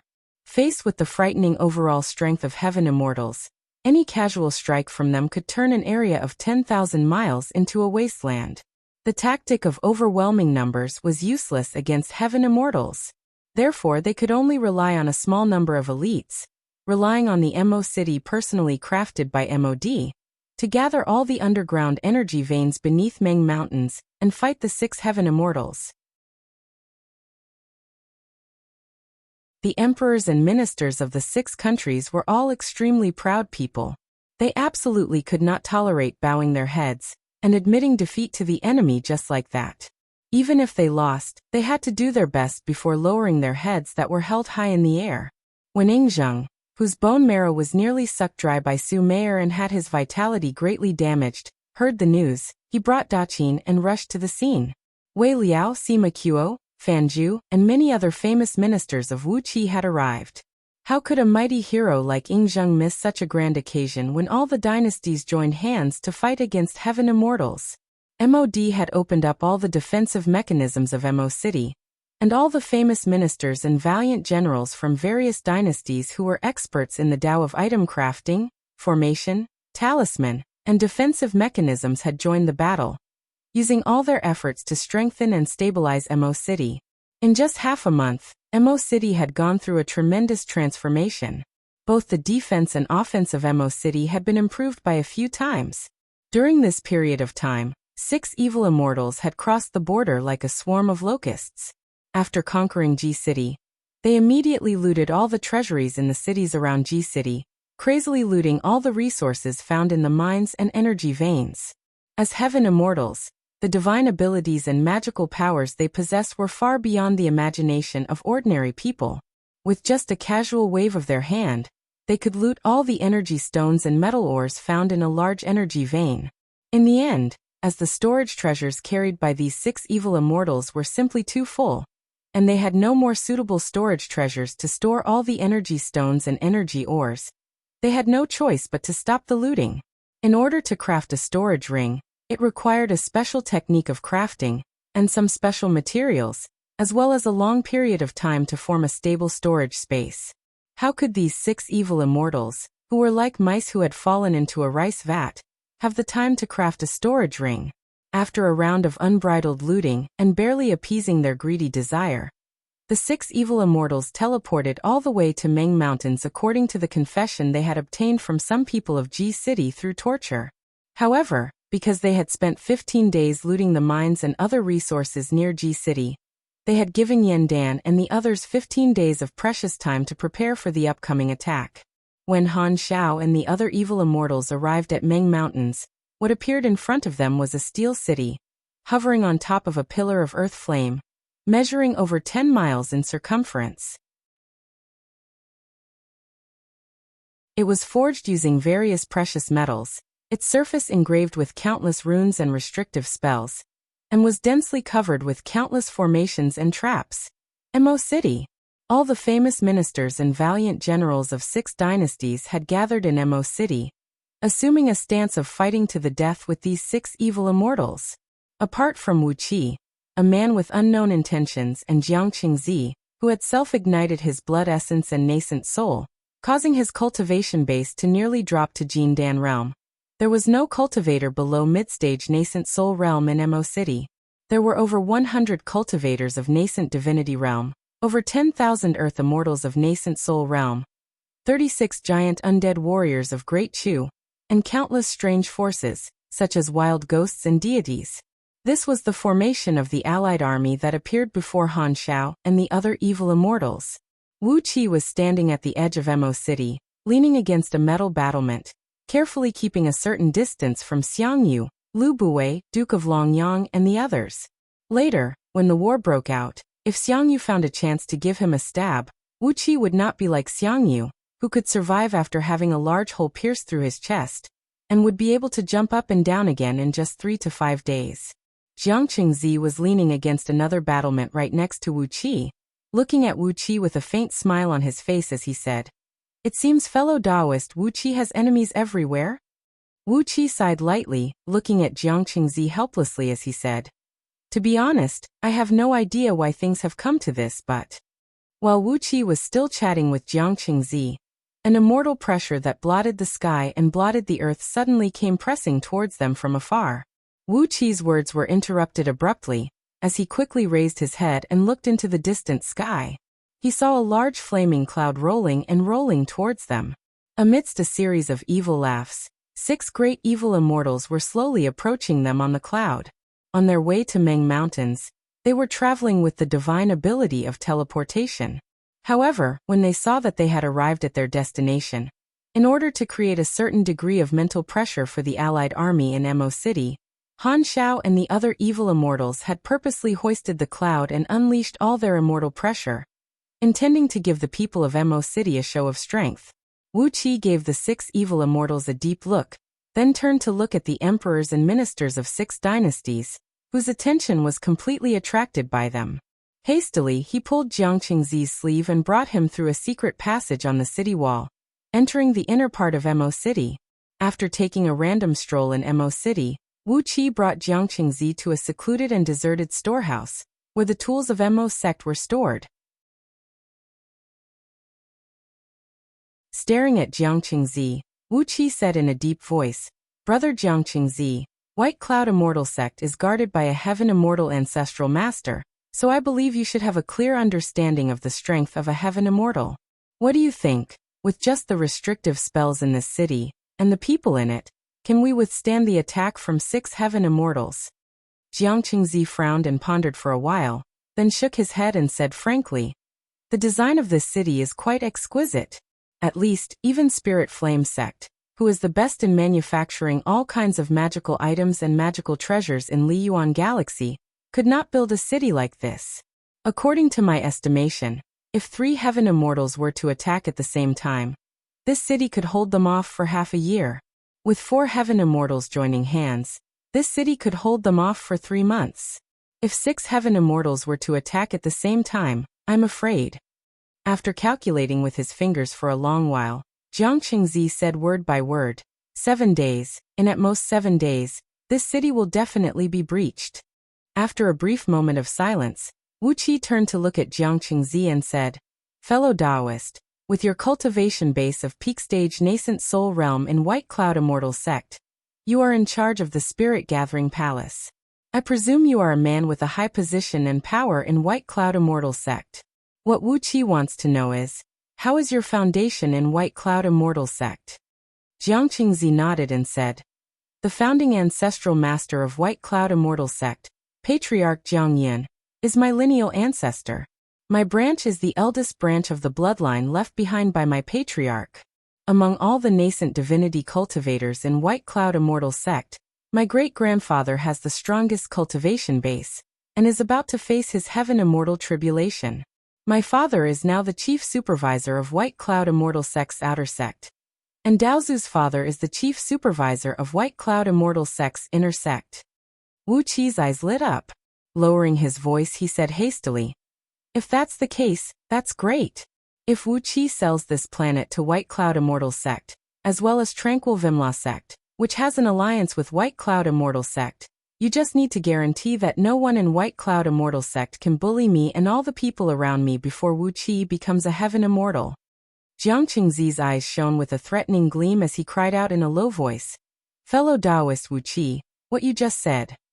Wuxia patted his sleeves and said helplessly, Fellow Taoist, you've seen it for the past few days. I was raped by Xiangyu's woman, and he is determined to kill me. The left prime minister of the current dynasty, Lu Buwei. I've killed his granddaughter and his most favored concubine. The prince of Chongqing, Lao Ai, I don't know how I've offended him, but he hates me to the core. The prime minister of Great Wei, Duke of Longyang. I've killed his most favored concubine. Everyone in Daqing. Slapping himself on the head, Wuxia smiled bitterly and said, I've already offended everyone in Daqing, haven't I? Grabbing Jiang Qingzi's hand, Wuxia laughed dryly and said, regardless of the outcome of the battle, if the 6 dynasties emerge victorious and kill all 6 heaven immortals, Wuxia will have no choice but to return to the construction site you saw when you were flying past the other day. I'll find a secluded corner to build a city and wait for those people's revenge. Laughing bitterly, Wuxia shook his head and said, unfortunately, if the 6 dynasties are defeated in the war, there is a 90% chance of that happening. The 6 heaven immortals will divide the 6 dynasties equally among them. At that time, His Majesty of Great Yin will be just one of the disciples of some sect, and those enemies of mine will have the same status as him. He will no longer be able to protect Wuxia. Fellow Taoist, how fast do you think Wuxia will die at that time? Jiang Qingzi was a very clever man, extremely clever. He grabbed Wuqi's hand and said, if Brother Wuxia can find a way to inform White Cloud Immortal Sect, asking our ancestral masters, and the 3 ancestral masters of Tranquil Vimla sect to come here, and kill those few enemies. Jiang Qingzi can guarantee that before Brother Wuxia becomes a heaven immortal, no one will be able to touch you. On top of that, you will have the priority to enjoy all the products produced on this planet. Looking into Jiang Qingzi's clear eyes, Wuxia nodded and said, deal. Let's do it. Jiang Qingzi waved his hand excitedly, then smiled bitterly and said, but the shadow cloud was snatched away by that old fogey Han Shao. How are we going to inform the patriarchs of our sect? Wuxia rolled his eyes and gave Jiang Qingzi a look, then casually fished out a formation blueprint from Black Dragon's spirit ring, and constructed a small teleportation formation in the storeroom. After that, he pulled Jiang Qingzi and stepped onto it. A bright light flashed, and both of them vanished without a trace. In just a split second, a few energy stones on the teleportation formation suddenly shattered, and the formation plate Chi-Chi had shattered. No one could tell where Wuxia had gone.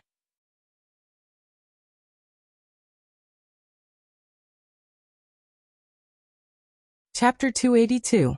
Suddenly, a bright light flashed, and in one of Wuqi's secret caves hidden deep under a deep lake, Wuxia and Jiang Qingzi walked out from the teleportation formation.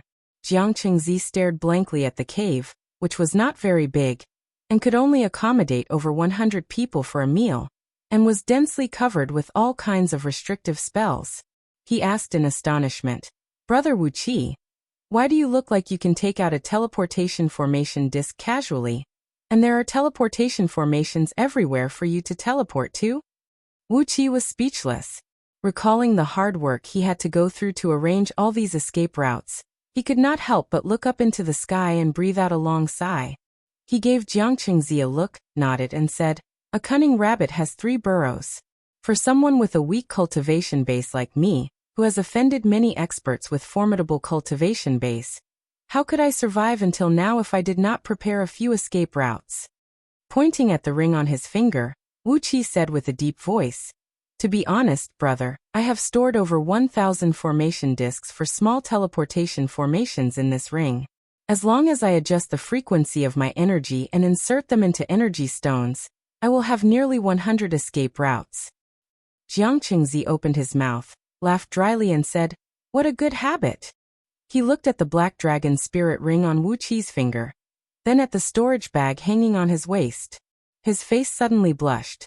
He raised his head and looked at the surrounding rock walls, then praised, are all the restrictive spells here made by you, brother? These restrictive spells are marvelous, as they can conceal one's aura and all kinds of energy ripples. They are indeed a good place to hide. Wuxia reached out his hand and untied the natural silk from around his neck, then handed over 50 storage rings to Jiang Qingzi. Jiang Qingzi turned around and was taken aback by the sight of over 50 storage rings glinting faintly in front of him. He could not help but cry out in shock, "Brother, this is... Oh my God! How can you have so many storage rings? How did you get them?"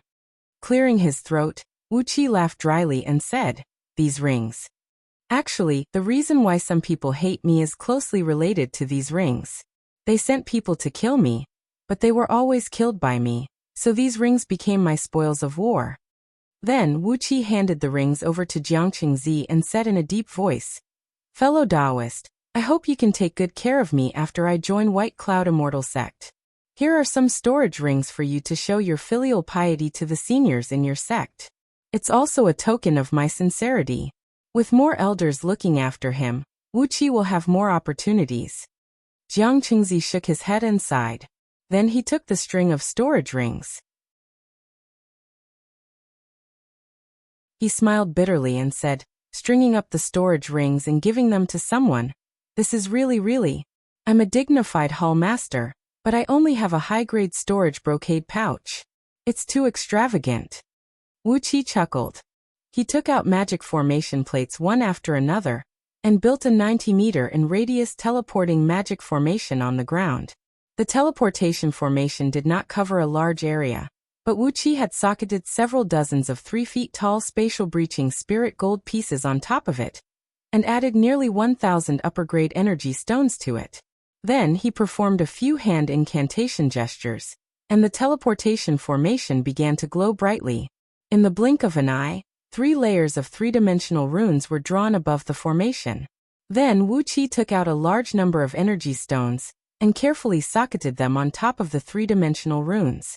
An invisible restrictive force made these energy stones hover in midair, and a great amount of energy rushed out from them, making the entire formation burst into a dazzling light. All the spatial breaching spirit gold pieces were producing buzzing noises, and began to tremble and shake violently. A great amount of space-time ripples were produced, and a hazy halo that could be seen with naked eyes was formed above the teleportation formation. Wuxia took a deep breath, then turned to Jiang Qingzi and asked, "Do you have any positioning talismans for White Cloud Immortal Sect's teleportation formation?"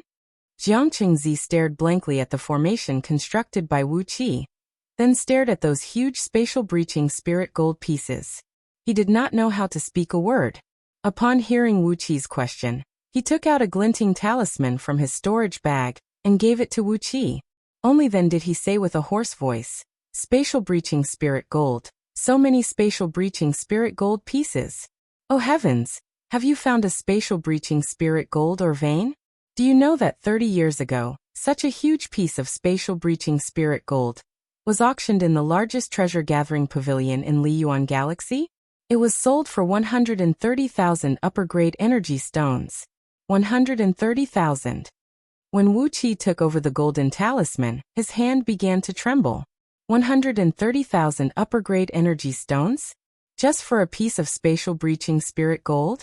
How scarce must the resources in Liyuan Galaxy be, that the price of spatial breaching spirit gold could be raised to such a level? Shaking his head, he performed an incantation gesture and activated the talisman, shooting out a golden beam and hitting the teleportation formation. Faint roars of wind and thunder could be heard coming from within the formation, as countless talismans were quickly adjusting their positions, and some energy stones were slightly adjusting their positions as well. Gradually, both men could clearly sense that the teleportation formation in front of them had resonated with a teleportation formation located at a very far-away place. "Let's go. Brother Wuxia, I'll bring you to meet the patriarch of our sect." Jiang Qingzi looked at Wuxia and said, "You can tell patriarch everything that happened here personally. That will be a greater credit to you. Patriarch will always reward those who have contributed to the sect. You can put forward your request directly to Patriarch, and I'm sure he will comply with it." Wuxia took a few deep breaths, his heart pounding violently. The situation of White Cloud Immortal Sect described by Jiang Qingzi was just his own opinion. No one knew the exact situation of White Cloud Immortal Sect, and whether it was really a righteous sect. However, since things had come to this, it was better to take a little risk than to let this planet and the cultivators of 6 dynasties, fall into the hands of those 6 evil immortals. Wuxia had a feeling that if these 6 evil immortals occupied this planet, with their natures, as long as some cultivator who held a grudge against Wuxia said something, perhaps Wuxia would be smashed to pieces. Rather than being doomed to be smashed to pieces, he would rather take a risk and take a gamble. If he succeeded, Wuxia's status in White Cloud Immortal Sect would be unparalleled. If he failed, he could still flee with Princess Zhonglu Lu Chengfeng and all his trusted subordinates. This was the reason why he constructed this teleportation formation. After activating the talisman just now, he had memorized the corresponding energy ripples, coordinates, and other information of the teleportation formation. With that, he could construct a new teleportation formation at any time, connecting to the outside world. After spending half a month together with Jiangqingzi, Wuxia had learned the exact location of this planet. It was actually in the flaming Nether Ocean, the place where everyone in Liyuan Galaxy was struck with terror. It was worth pondering the mystery behind this, but Wuxia did not spend his time on it. Since there was such a vast galaxy outside, as long as Wuxia could construct the teleportation formation at will, he would be able to attack and defend at will. He had nothing to fear anymore.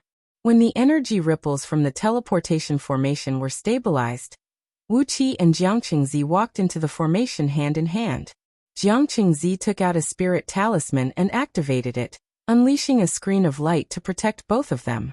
With his cultivation base of nascent soul realm, he could barely withstand the enormous pressure from the teleportation formation. As for Wuxia, with his cultivation base of Jin Dan realm, the pressure posed a great threat to Jin Dan realm human immortals. The strong light in the surroundings changed, and a colorful tunnel surrounded both of them as they flew forward at top speed. About 10 minutes later, both of them felt their bodies lightened, and a bright light appeared before their eyes. They were now standing on top of a tall mountain. They were surrounded by a vast ocean of clouds, and the mountain was about 3 miles in circumference. The top of the mountain was flat, and right in the middle of it was a huge teleportation formation. The surroundings were filled with lush flowers, trees, and grasses. The sky above their heads was a greenish blue. As the mountain was protruding from the clouds, no clouds could be seen, and the sunlight was extremely strong. A large flock of white cranes was flapping their wings and flying across the sky, their crisp cries echoing out from time to time. Right when Wuxia arrived at this place, he immediately sensed that the natural energy here was a few times thinner than the planet where Great Yin was located, only about 1/3 of the natural energy in Great Yin Dynasty. Nearly 100 Taoists clad in white Taoist robes were stationed on top of the mountain. When they saw Jiangqingzi and Wuxia coming out, they cupped their fists and bowed. "Uncle Master is back." "Greetings, Uncle Master." A middle-aged Taoist, who was obviously the person in charge, hurried over, cupped his fists and bowed to Jiangqingzi and said with a solemn expression, "Uncle Master is back?" A few days ago, Grandmaster heard that a 1,000-year-old fine feather gold dragon saliva fruit had appeared on the poison dragon star. Thousands of cultivators fought for this fruit and suffered heavy casualties. Grandmaster was worried that you might have also gone to the poison dragon star. Just now, he sent a few martial uncles to the poison dragon star to look for you. Jiangqingzi was taken aback. He asked in surprise, 1,000 years old fine feather golden evil dragon saliva fruit? Why didn't I know about this? Right after he cried out, Jiangqingzi was taken aback again. He gave Wuxia an embarrassed look, smiled bitterly and said, "Brother Wuxia, I'm sorry for making you laugh at me. It's just a habit, a habit. It has been over 10,000 years since the last 1,000 years old golden dragon fruit was born. As the person in charge of Spirit Gathering Palace, I'm in charge of collecting rare and precious spirit herbs from all over the world." Wuxia nodded with a smile and said, "Wuxia understands. Brother Taoist, you don't have to say too much. The important matter comes first." Jiangqingzi nodded hastily, pulled Wuqia's arm and said, "The important matter comes first, the important matter comes first. Quick, quick." With the mystic eyes of universe, Wuxia quickly ran his eyes over the teleportation formation on the top of the mountain, memorizing all the minute changes that happened to it. Surprisingly, this teleportation formation of White Cloud Immortal Sect was connected to several thousand different teleportation formations. This surprised Wuxia greatly. In other words, he could choose several thousand different routes of retreat. To him, this was a great value.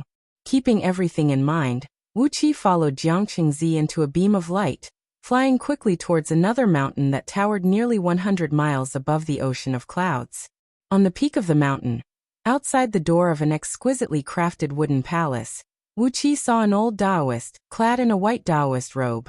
He had a fair face and a long beard, and had a kind and benevolent countenance. He was leaning lazily on a spotted deer, peeling pine nuts and feeding them to a green-skinned parrot perching on his shoulder. The old Taoist was lying there, surrounded by a layer of white clouds and mist, as if he had become one with the vast ocean of clouds underneath. Pulling Wuqi's hand, Jiang Qingzi flew to the top of the mountain.